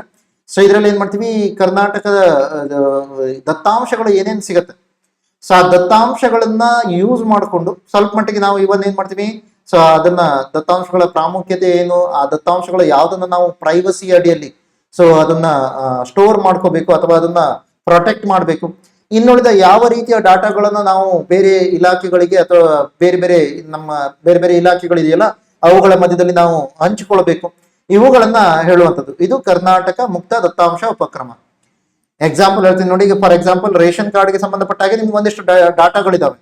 ಈಗ ಅದು ನಿಮ್ಗೇನಾಗುತ್ತೆ, ಬೇರೆ ಎಲ್ಲೋ ಒಂದ್ ಕಡೆ ಫಾರ್ ಎಕ್ಸಾಂಪಲ್ ನೀವು ಏನ್ ಮಾಡ್ತೀರಾ, ಬ್ಯಾಂಕ್ ಅಕೌಂಟ್ ಅಲ್ಲಿ ಒಂದಿಷ್ಟು ದುಡ್ಡು ಇಟ್ಟಿದ್ದೀರಾ ಅಂತಂದ್ರೆ ಅದರ ಆಧಾರದ ಮೇಲೆ ಅದು ಲಿಂಕ್ ಆಗಿದೆ ಅಂತಂದ್ರೆ ಅವಾಗ ನಿಮ್ಗೆ ಏನಾಗುತ್ತೆ, ಓಕೆ ನೀವು ಬಿಲೋ ಪೋವರ್ಟಿ ಲೈನ್ ಅಲ್ಲಿ ಇದ್ದೀರಾ ಅಥವಾ ಅಬೋವ್ ಪೋವರ್ಟಿ ಲೈನ್ ಅಲ್ಲಿ ಇದ್ದೀರಾ ಅದನ್ನ ಹೇಳೋದು ಈಸಿ ಆಗುತ್ತೆ. ಈ ತರ ಬೇರೆ ಬೇರೆ ಇಲಾಖೆಗಳಲ್ಲಿ ಏನೇನು ನಿಮ್ಮ ಒಂದು ಪರ್ಟಿಕ್ಯುಲರ್ ಆದಂತ ಸೊ ಏನು ಟ್ರಾನ್ಸಾಕ್ಷನ್ಸ್ ನಡೀತಾ ಇದೆ ಅದೆಲ್ಲದಕ್ಕೆ ಸಂಬಂಧಪಟ್ಟ ಹಾಗೆ ಮಾಹಿತಿಗಳನ್ನ ಬೇರೆ ಇಲಾಖೆಗಳಿಗೆ ಜೊತೆಯಲ್ಲಿ ಕೂಡ ಹಂಚಿಕೊಳ್ಳುವಂತ ಒಂದು ಇದನ್ನ ಹೇಳ್ತೀವಿ, ಕರ್ನಾಟಕ ಮುಕ್ತ ದತ್ತಾಂಶ ಉಪಕ್ರಮ. ಇನ್ನು ಮೈ ಗವರ್ಮೆಂಟ್ ಅನ್ನೋದು ಏನ್ ಮಾಡುತ್ತೆ, ಇಲ್ಲಿ ಎಲ್ಲಾ ರೀತಿಯ ಯೋಜನೆಗಳ ಅಥವಾ ಎಲ್ಲಾ ರೀತಿಯ ಇನ್ಫಾರ್ಮೇಶನ್ಗಳ ಮಾಹಿತಿಯನ್ನ ಜನರಿಗೆ ಕೊಡ್ತಾರೆ. ಸೊ ಅಗೇನ್ ಮೈ ಗವರ್ಮೆಂಟ್ ಅಂದಾಗ ಇದು ಮೊದಲು ಕೇಂದ್ರ ಸರ್ಕಾರದಿಂದ ಬಂದಿತ್ತು. ಸೊ ಅಗೇನ್ ಇವ್ರೇನ್ ಹೇಳ್ತಾರೆ, ಇವನ್ ಕೇಂದ್ರ ಸರ್ಕಾರದ ಅಡಿಯಲ್ಲಿ ಯಾವ ತರ ಬಂದಿಯೋ ಅದೇ ರೀತಿಯಲ್ಲಿ ಸೊ ನಾವು ಏನ್ ಮಾಡ್ತೀವಿ, ಮುಖ್ಯಮಂತ್ರಿಯವರ ಮುಖ್ಯ ಕಾರ್ಯದರ್ಶಿಯವರ ನೇತೃತ್ವದ ಅಡಿಯಲ್ಲಿ ಕರ್ನಾಟಕದಲ್ಲಿ ಕೂಡ ಮಾಡ್ತಿದ್ವಿ ಅಂತ ಹೇಳ್ತಾರೆ, ಮೈ ಗವರ್ಮೆಂಟ್ ವೇದಿಕೆಯನ್ನ ಮಾಡ್ತೀವಿ. ಸೊ ಇನ್ನು RTI ಆನ್ಲೈನ್ ಅಂತ ಕರಿತಾರೆ, ರೈಟ್ ಟು ಇನ್ಫಾರ್ಮೇಶನ್, ಮಾಹಿತಿ ಹಕ್ಕು ಅಧಿನಿಯಮದ ಅಡಿಯಲ್ಲಿ ನೀವು ನೋಡ್ತೀರಾ. ಸೊ ಅದನ್ನು ಕೂಡ ಆನ್ಲೈನ್ ಸೊ ಮೂಲಕ ಮಾಡುವಂತ ಪ್ರಯತ್ನವನ್ನ ಮಾಡಿದ್ವಿ. ಅದನ್ನ 2020 ಲೋಕಾರ್ಪಣೆ ಕೂಡ ಮಾಡಿದೀವಿ ಅಂತ ಹೇಳ್ತಾರೆ. ಇನ್ನು ಬೆಳೆ ಸಮೀಕ್ಷೆ ಯೋಜನೆಗೆ ಸಂಬಂಧಪಟ್ಟಾಗ ಕೂಡ ನಾವೇನ್ ಮಾಡ್ತೀವಿ, ತಂತ್ರಜ್ಞಾನಗಳನ್ನ ಹೆಚ್ಚಾಗಿ ಬಳಸುವಂತ ಪ್ರಯತ್ನವನ್ನ ಮಾಡ್ತೀವಿ. ಅದರಲ್ಲಿ ಕೂಡ ಡಿಜಿಟಲೀಕರಣ ಮಾಡುವಂತ ಪ್ರಯತ್ನವನ್ನ ಮಾಡ್ತೀವಿ ಅಂತ ಹೇಳ್ತೀವಿ. ಸೊ ಇನ್ನು ಕರ್ನಾಟಕ ರಾಜ್ಯ ಜಾಲತಾಣ ವಿಭಾಗ. ಸೊ ಕರ್ನಾಟಕ ರಾಜ್ಯ ಜಾಲತಾಣ ವಿಭಾಗ ಏನ್ ಮಾಡುತ್ತೆ, ಇದು ಎಲ್ಲಾ ನಾಗರಿಕರು, ಸಂದರ್ಶಕರು ಮತ್ತು ವ್ಯವಹಾರಗಳ ಮಾಹಿತಿಗಳಿಗೆ ಸಂಬಂಧಪಟ್ಟ ಹಾಗೆ ಎಲ್ಲರಿಗೂ ಮಾಹಿತಿಯನ್ನ ಒದಗಿಸುವಂತ ಏಕಮಾತ್ರ ಕೇಂದ್ರೀಕೃತ ಯೋಜನೆ ಅಂತ ಹೇಳಿ ತಗೋತೀವಿ, ಕರ್ನಾಟಕ ರಾಜ್ಯ ಜಾಲತಾಣ ವಿಭಾಗ. ಇನ್ನು ಕರ್ನಾಟಕ ಸಚಿವಾಲಯದ ಲ್ಯಾನ್, ಸೆಕ್ರೆಟರಿ ಲ್ಯಾನ್ ಅಂತ ಕರಿತೀವಿ. ಅವಾಗ ಹೇಳಿದ್ದೆ ನಿಮ್ಗೆ, ಲ್ಯಾನ್ ಅಂದ್ರೆ ಏನು, ಲೋಕಲ್ ಏರಿಯಾ ನೆಟ್ವರ್ಕ್ ಅಂದ್ರೆ ಆ ಒಂದು ಪ್ರದೇಶ ಅಂದ್ರೆ ಎಷ್ಟು ಚಿಕ್ಕದಾದಂತ ಒಂದು ಬಿಲ್ಡಿಂಗ್ ಇದೆ ಅಂತ ಥಿಂಕ್ ಮಾಡಿ. ಆ ಬಿಲ್ಡಿಂಗ್ ನಲ್ಲಿ ಇರುವಂತ ಎಲ್ಲ ಕಂಪ್ಯೂಟರ್ಗಳನ್ನ ನೀವು ಕನೆಕ್ಟ್ ಮಾಡ್ತೀರಾ, ಎಲ್ಲ ಸೊ ಇನ್ಸ್ಟ್ರೂಮೆಂಟ್ ಗಳನ್ನ ಕನೆಕ್ಟ್ ಮಾಡೋದು ಅಂತ ಹೇಳಿ ಅರ್ಥ. ಸೊ ಆ ತರದನ್ನು ಕೂಡ ನಾವು ಮಾಡುವಂತ ಪ್ರಯತ್ನ ಮಾಡಿದೀವಿ. 15 ಸದ್ಯದಲ್ಲಿ ಏನ್ ಮಾಡ್ತೀವಿ, ವಿಧಾನಸೌಧ, ವಿಕಾಸ್ ಸೌಧ ಮತ್ತು ಬಹುಮಹಡಿಗಳ ಒಂದು ಸರ್ಕಾರಿ ಕಟ್ಟಡಗಳಲ್ಲಿ ಅದನ್ನ ಮಾಡುವಂತ ಪ್ರಯತ್ನ ಮಾಡ್ತೀವಿ ಅಂತ ಹೇಳಿದೆ. ಸೊ ಇದು ಕರ್ನಾಟಕ ಸರ್ಕಾರದ ಸಚಿವಾಲಯ ಲ್ಯಾನ್ ಅಂತ ಕರಿತಾರೆ, ಸೆಕ್ರೆಟರಿ ಲ್ಯಾನ್ ಅಂತ. ಸೊ ನೆಕ್ಸ್ಟ್ ನ್ಯಾಷನಲ್ ಅಕಾಡೆಮಿಕ್ಸ್ ಅಥವಾ ಅಕಾಡೆಮಿಕ್ಸ್ ಡೆಪಾಸಿಟರಿ ಅಂತ ಕರಿತಾರೆ, ನ್ಯಾಷನಲ್ ಅಕಾಡೆಮಿಕ್ಸ್ ಡೆಪಾಸಿಟರಿ. ಏನಿದು ನ್ಯಾಷನಲ್ ಅಕಾಡೆಮಿಕ್ಸ್ ಡೆಪಾಸಿಟರಿ, ಇಲ್ಲಿ ಡಬಲ್ ಆಗಿದೆ ಇದು, ಸೊ ನೆನಪಿರ್ಲಿ, ನ್ಯಾಷನಲ್ ಅಕಾಡೆಮಿಕ್ಸ್ ಡೆಪಾಸಿಟರಿ ಅಂತ ಕರಿತಾರೆ. ನ್ಯಾಷನಲ್ ಅಕಾಡೆಮಿಕ್ಸ್ ಡೆಪಾಸಿಟರಿ ಅಂತಂದ್ರೆ ಇದು ವಿದ್ಯಾರ್ಥಿಗಳು ಏನು ಶೈಕ್ಷಣಿಕ ದಾಖಲೆಗಳನ್ನ ಹೊಂದಿದ್ದಾರೆ, ಮಾರ್ಕ್ ಕಾರ್ಡ್ಗಳು, ಪದವಿ ಪ್ರಮಾಣ ಪತ್ರಗಳು, ಈ ತರದ್ ಏನಿಲ್ಲ ಅವೆಲ್ಲವನ್ನು ಏನ್ ಮಾಡ್ಬೋದು, ಈ ಒಂದು ನ್ಯಾಷನಲ್ ಅಕಾಡೆಮಿಕ್ ಡೆಪಾಸಿಟರಿ ಒಳಗಡೆ ಅದನ್ನ ಸುರಕ್ಷಿತವಾಗಿ ಇಟ್ಕೋಬಹುದು. ಸೊ ಡಿಜಿಟಲ್ ಮಯವಾಗಿ ಇಟ್ಕೋಬಹುದು, ಡಿಜಿಟಲ್ ಡಿಪಾಸಿಟರಿ ಆಗಿ ಇಟ್ಕೋಬಹುದು. ಸೊ ಅದನ್ನ ಇದು ಮಾಡ್ತೀವಿ. ಇನ್ನು ಮಾಹಿತಿ ಕಣಜ, ಇದು ಕೂಡ ನಮ್ಗೆ ಹಿಂದೆ ಮಾಹಿತಿ ಹಕ್ಕು ಕಾಯ್ದೆ ಅಡಿಯಲ್ಲಿರುವಂತ ರೈಟ್ ಟು ಇನ್ಫಾರ್ಮೇಶನ್ ಅಡಿಯಲ್ಲಿ ಇರುವಂತದ್ದು. ಸೊ ಇದು ಕೂಡ ಏನ್ ಮಾಡುತ್ತೆ, ಈ ತರ ಮಾಹಿತಿಗಳನ್ನ ಪಡ್ಕೊಳ್ಳೋದಕ್ಕೆ ಹೆಲ್ಪ್ ಮಾಡುತ್ತೆ. ಮಾಹಿತಿ ಕಣಜ ಅಂತ ಕರೀತೀವಿ. RTI ಆನ್ಲೈನ್ ಮತ್ತೆ ಮಾಹಿತಿ ಕಣಜ ಆಲ್ಮೋಸ್ಟ್ ಸೇಮ್. ಇನ್ನು ಮತ್ತೊಂದು ಯಾವ್ದು ಬರುತ್ತೆ, ಫ್ರೂಟ್ಸ್ ಅಂದ್ರೆ ಹೇಳ್ತೀರಾ. ಫ್ರೂಟ್ಸ್ ಅಂದ್ರೆ ಏನು, ರೈತರ ನೋಂದಣಿ ಮತ್ತು ಏಕೀಕೃತ ಫಲಾನುಭವಿ ಮಾಹಿತಿ ವ್ಯವಸ್ಥೆ. ರೈತರಿಗೆ ಸಂಬಂಧಪಟ್ಟ ಹಾಗೆ ಯಾವ ಯಾವ ರೀತಿಯ ಯೋಜನೆಗಳು ಬಂದಿದೆ, ಯಾರು ಅದಕ್ಕೆ ಅಪ್ಲಿಕೇಶನ್ ಹಾಕೋದಕ್ಕೆ ಯೋಗ್ಯರು, ಸೊ ಇದೆಲ್ಲದಕ್ಕೆ ಸಂಬಂಧಪಟ್ಟ ಹಾಗೆ ಒಂದು ಯುನಿಕ್ ಐಡಿಯನ್ನ ಕೊಟ್ಟಿದೀವಿ. ಅದನ್ನ ನಾವೇನ್ ಕರಿತೀವಿ, ಫ್ರೂಟ್ಸ್ ಅಂತ ಕರಿತೀವಿ. ಫ್ರೂಟ್ಸ್ ಸಿಸ್ಟಮ್ ಇದು ರೈತರಿಗೆ ಸಂಬಂಧಪಟ್ಟ ಹಾಗೆ ಕೊಟ್ಟಿರುವಂತದ್ದು ನೋಡ್ತೀವಿ. ಸೊ ಇನ್ನು ನೆಕ್ಸ್ಟ್ ಏಕೀಕೃತ ಸಾರ್ವಜನಿಕ ಕುಂದುಕೊರತೆ ನಿವಾರಣಾ ವ್ಯವಸ್ಥೆ ಅಂತ ಕರಿತೀರಾ, ಅಥವಾ IPGRS ಅಂತ ಕರಿತೀರಾ. IPGRS ಅಂತ ಏನು, integrated so public grievance redressal system ಅಂತ ಕರಿತೀವಿ. ಅಥವಾ ಇದನ್ನ ಸೊ ನಮ್ಮಲ್ಲಿ ಏನ್ ಮಾಡಿದೀವಿ, ಜನಸ್ಪಂದನ ಅನ್ನುವಂತ ಹೆಸರಿಂದ ಕರಿತೀವಿ. 2021ರಿಂದ ಇದನ್ನ ಲಾಂಚ್ ಮಾಡಿದೀವಿ, ಜನಸ್ಪಂದನ ಅಂತ ಹೇಳ್ತೀವಿ. ಸೊ ಅಗೇನ್ ಜನಸ್ಪಂದನದಲ್ಲಿ ಏನ್ ಮಾಡ್ತೀವಿ, ಸೊ ಇದು ಬಹುಮುಖಿ ದೃಢವಾದ ದತ್ತಾಂಶ ಚಾಲಿತ ಮತ್ತು ಕಾಗದ ರಹಿತ ತಂತ್ರಾಂಶ ಅಂತ ಹೇಳ್ತೀವಿ, ಅಂದ್ರೆ ಡಿಜಿಟಲ್. ಸೊ ಇದು ಏನ್ ಮಾಡುತ್ತೆ ಅಂತ ಕೇಳಿದಾಗ, ಸಾರ್ವಜನಿಕರಿಗೆ ಏನಾದ್ರೂ ಕುಂದು ಕೊರತೆಗಳಿದ್ರೆ ಅದನ್ನ ನೋಂದಣಿ ಮಾಡ್ಬೋದು. ಅದಕ್ಕೆ ಸಂಬಂಧಪಟ್ಟ ಹಾಗೆ ಏನು ಪ್ರಕ್ರಿಯೆಯನ್ನ ಮಾಡಿದ್ದಾರೆ ಅಥವಾ ಪರಿಹಾರಕ್ಕಾಗಿ, ಸೊ ಅಲ್ಲಿ ಅವರು ಇನಿಷಿಯಲ್ ಏನು ಕಂಪ್ಲೇಂಟ್ ಅನ್ನ ರೈಸ್ ಮಾಡಿದರೆ ಅಲ್ಲಿಂದ ಆ ಒಂದು ಪರಿಹಾರ ಸಿಗುವ ತನಕದ ಪ್ರಕ್ರಿಯೆಗಳನ್ನಾಗಿರ್ಬೋದು, ಅಥವಾ ತಂತ್ರಜ್ಞಾನಗಳ ಸಂಯೋಜನೆಗಳನ್ನ ಬಳಸ್ಕೊಂಡು ಜನ ಸಾಮಾನ್ಯರಿಗೆ ಏನು ಕುಂದು ಕೊರತೆಗಳು ಉಂಟಾಗಿದೆಯೋ ಅದನ್ನ ನಿವಾರಣೆ ಮಾಡುವಂತ ಪ್ರಯತ್ನವನ್ನ ಮಾಡ್ತಾರೆ. ಸೊ ಇದು ನಮ್ಗೆ IPGRS ಅಥವಾ ಜನಸ್ಪಂದನ ಅಂದ್ರೆ ಏನು. ಇನ್ನು ಈ ಸಹಮತಿ ಅಂತ ಕರಿತೀವಿ. ಈ ಸಹಮತಿ ಅಂತಂದಾಗೇನು, ಸೊ ಇದು ಈ ಆಡಳಿತ ಕೇಂದ್ರದ ಒಂದು ಪ್ರಮುಖವಾದಂತ ಯೋಜನೆಯಾಗಿದೆ. ಸೊ ಇಲ್ಲಿ ಯಾವುದೇ ವ್ಯಕ್ತಿ ತನ್ನ ದತ್ತಾಂಶವನ್ನ ಪರಿಶೀಲಿಸಲು ಬಯಸುವ ಸಂಸ್ಥೆಯೊಂದಿಗೆ ಏನ್ ಮಾಡ್ಬೋದು, ಅದನ್ನ ಸೊ ಸಹಮತಿಯ ಮೇರೆಗೆ ಬಳಸ್ಕೋಬಹುದು ಅಂತ. ಫಾರ್ ಎಕ್ಸಾಂಪಲ್, ನನಗೆ ಸಂಬಂಧಪಟ್ಟಂತ ಏನೋ ಒಂದು ಮಾಹಿತಿ ಇದೆ ಅಂತ ಥಿಂಕ್ ಮಾಡಿ. ಈಗ ಫಾರ್ ಎಕ್ಸಾಂಪಲ್ ನನ್ನ ಬ್ಯಾಂಕ್ ನ ಡೀಟೇಲ್ಸ್, ಈಗ ಯಾವುದೋ ಒಂದು ಪರ್ಟಿಕ್ಯುಲರ್ ಆದಂತ ಸಂಸ್ಥೆ ಹೇಳುತ್ತೆ. ಫಾರ್ ಎಕ್ಸಾಂಪಲ್ ಯಾವುದೋ ಒಂದು ಬ್ಯಾಂಕ್ ಅಂತ ಥಿಂಕ್ ಮಾಡೋಣ, ಅವ್ರು ನನಗೆ ಸಾಲ ಕೊಡ್ತಾ ಇರ್ಬೇಕು. ಈ ಸಂದರ್ಭದಲ್ಲಿ ಅವ್ರು ನನಗೆ ಸಂಬಂಧಪಟ್ಟಂತ ಮತ್ತೊಂದು ಬ್ಯಾಂಕ್ ನಲ್ಲಿರುವಂತ ಬ್ಯಾಂಕ್ ಅಕೌಂಟ್ ನ ಡಾಟಾನ ಕೇಳ್ತಿದ್ದಾರೆ ಅಂತಂದ್ರೆ, ಈಗ ನಾನದನ್ನ ಸಹಮತಿ ಕೊಟ್ರೆ ಅವರದನ್ನ ಯೂಸ್ ಮಾಡ್ಕೋಬಹುದು, ಅವರದನ್ನ ನೋಡ್ಬೋದು ಅಂತಂದ್ರೆ ಅದನ್ನ ಈ ಸಹಮತಿ ಅಂತ ಕರಿತಿದ್ರು. ಸೇಮ್ ಇದು ಅಗೇನ್ ನಾನು ಇದು ಎಕ್ಸಾಂಪಲ್ ಕೊಟ್ಟೆ ಬ್ಯಾಂಕ್ ಅಂತ, ಆದ್ರೆ ಇಲ್ಲಿ ಯಾವ್ದಕ್ಕಾಗಿ ಯೂಸ್ ಮಾಡ್ತಾರೆ, ಆಡಳಿತ ಸೇವೆಗಳಿಗಾಗಿ ಯೂಸ್ ಮಾಡ್ತಾರೆ. ಆದ್ರೆ ನನ್ನ ಪರ್ಮಿಷನ್ ಇದ್ರೆ ಮಾತ್ರ ನೋಡ್ಬೋದು, ಇಲ್ಲಾದ್ರೆ ನೋಡೋದಕ್ಕಾಗಲ್ಲ. ಸೊ ಅದನ್ನ ಈ ಸಹಮತಿ ಅನ್ನುವಂಥದ್ದು ನೋಡ್ತೀವಿ.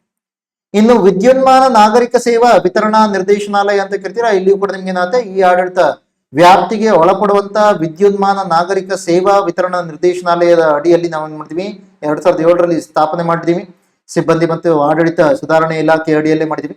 ಇದು ಏನ್ ಮಾಡುತ್ತೆ, ನಾಗರಿಕರಿಗೆ ವಿದ್ಯುನ್ಮಾನ ಅಂದ್ರೆ ಇಲೆಕ್ಟ್ರಾನಿಕ್ ರೀತಿಯಲ್ಲಿ ಮಾಹಿತಿ ಮತ್ತು ಸಂವಹನ ತಂತ್ರಜ್ಞಾನಗಳನ್ನ ಒದಗಿಸಿಕೊಡುವಂಥದ್ದು, ಅಥವಾ ಅದರ ಕೇಂದ್ರಗಳನ್ನ, ಪೋರ್ಟಲ್ಗಳನ್ನ ಇತ್ಯಾದಿ ಸೇವೆಗಳನ್ನ ಒದಗಿಸಿಕೊಡುವಂತ ಪ್ರಯತ್ನ ಮಾಡುತ್ತೆ.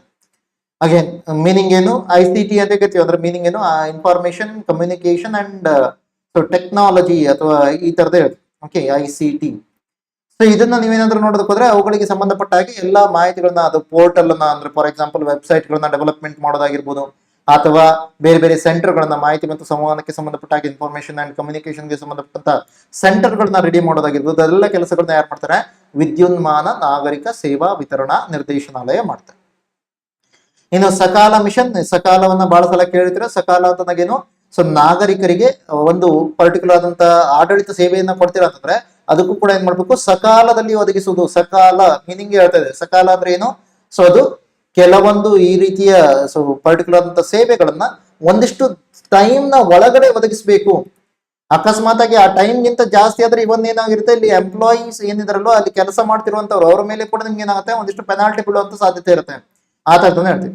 ಮೊದಲ ಬಾರಿಗೆ ಇದು ಬಂದಾಗ ನೀವೇನ್ ನೋಡ್ತೀರಾ, ಕರ್ನಾಟಕದ ನಾಗರಿಕರಿಗೆ ಸೇವೆಗಳ ಖಾತರಿ ಅಧಿನಿಯಮ 2011ರ ಆಧಾರದ ಮೇಲೆ ಬಂದಿತ್ತು. 12ರಲ್ಲಿ ಸೊ ಸಕಾಲ ಮಿಷನ್ ಸ್ಟಾರ್ಟ್ ಆಗುತ್ತೆ. ಮೊದಲು ಕೇವಲ 11 ಇಲಾಖೆಗಳಿಗೆ ಮಾತ್ರ ಸಂಬಂಧಪಟ್ಟಿತ್ತು. ಈಗ ಏನ್ ಮಾಡ್ತೀವಿ, ಹತ್ರ 100 ಇಲಾಖೆಗಳಿಗೆ ಸಂಬಂಧಪಟ್ಟಿದೆ ಅಂತ ಹೇಳ್ತಾರೆ. ಸೊ ಅಷ್ಟೊಂದು ಜಾಸ್ತಿ ಇಲಾಖೆಗಳಿಗೆ ಸಂಬಂಧಪಟ್ಟಿದೆ. ಅದರ ಜೊತೆಯಲ್ಲಿ ಶೇಕಡಾವಾರು ವಿಲೇವಾರಿ ಮಾಡಿದಂತ ಪ್ರಮಾಣ ಎಷ್ಟು ಅಂದ್ರೆ 94.99. ಅಂದ್ರೆ ಬಂದಿರುವಂತ 100 ಅಪ್ಲಿಕೇಶನ್ಸ್ ನ ಒಳಗಡೆ 94.99 ಅಂದ್ರೆ 95% ನಷ್ಟನ್ನ ಕ್ಲಿಯರ್ ಮಾಡಿರೋದನ್ನ ಹೇಳುತ್ತೆ. ಸೊ ಇದನ್ನ ನೀವು ನೋಡ್ಬೋದು, ಸಕಾಲ ಮಿಷನ್. ಸೊ ಇನ್ನು ನೆಕ್ಸ್ಟ್ ಇದೆ ಆಕ್ಚುಲಿ ಈ ಆಡಳಿತ ಅಲ್ಲ, ಅದರ ಬದಲಾಗಿದೇನು, ಸೊ ಈ ನಮ್ಮ ನಂಜುಂಡಪ್ಪ ವರದಿ ಇದೆಯಲ್ಲ, ಪ್ರಾದೇಶಿಕ ಅಸಮತೋಲನಕ್ಕೆ ಸಂಬಂಧಪಟ್ಟ ಹಾಗೆ ಅದಕ್ಕೆ ಸಂಬಂಧಪಟ್ಟಂತ ಮಾಹಿತಿ.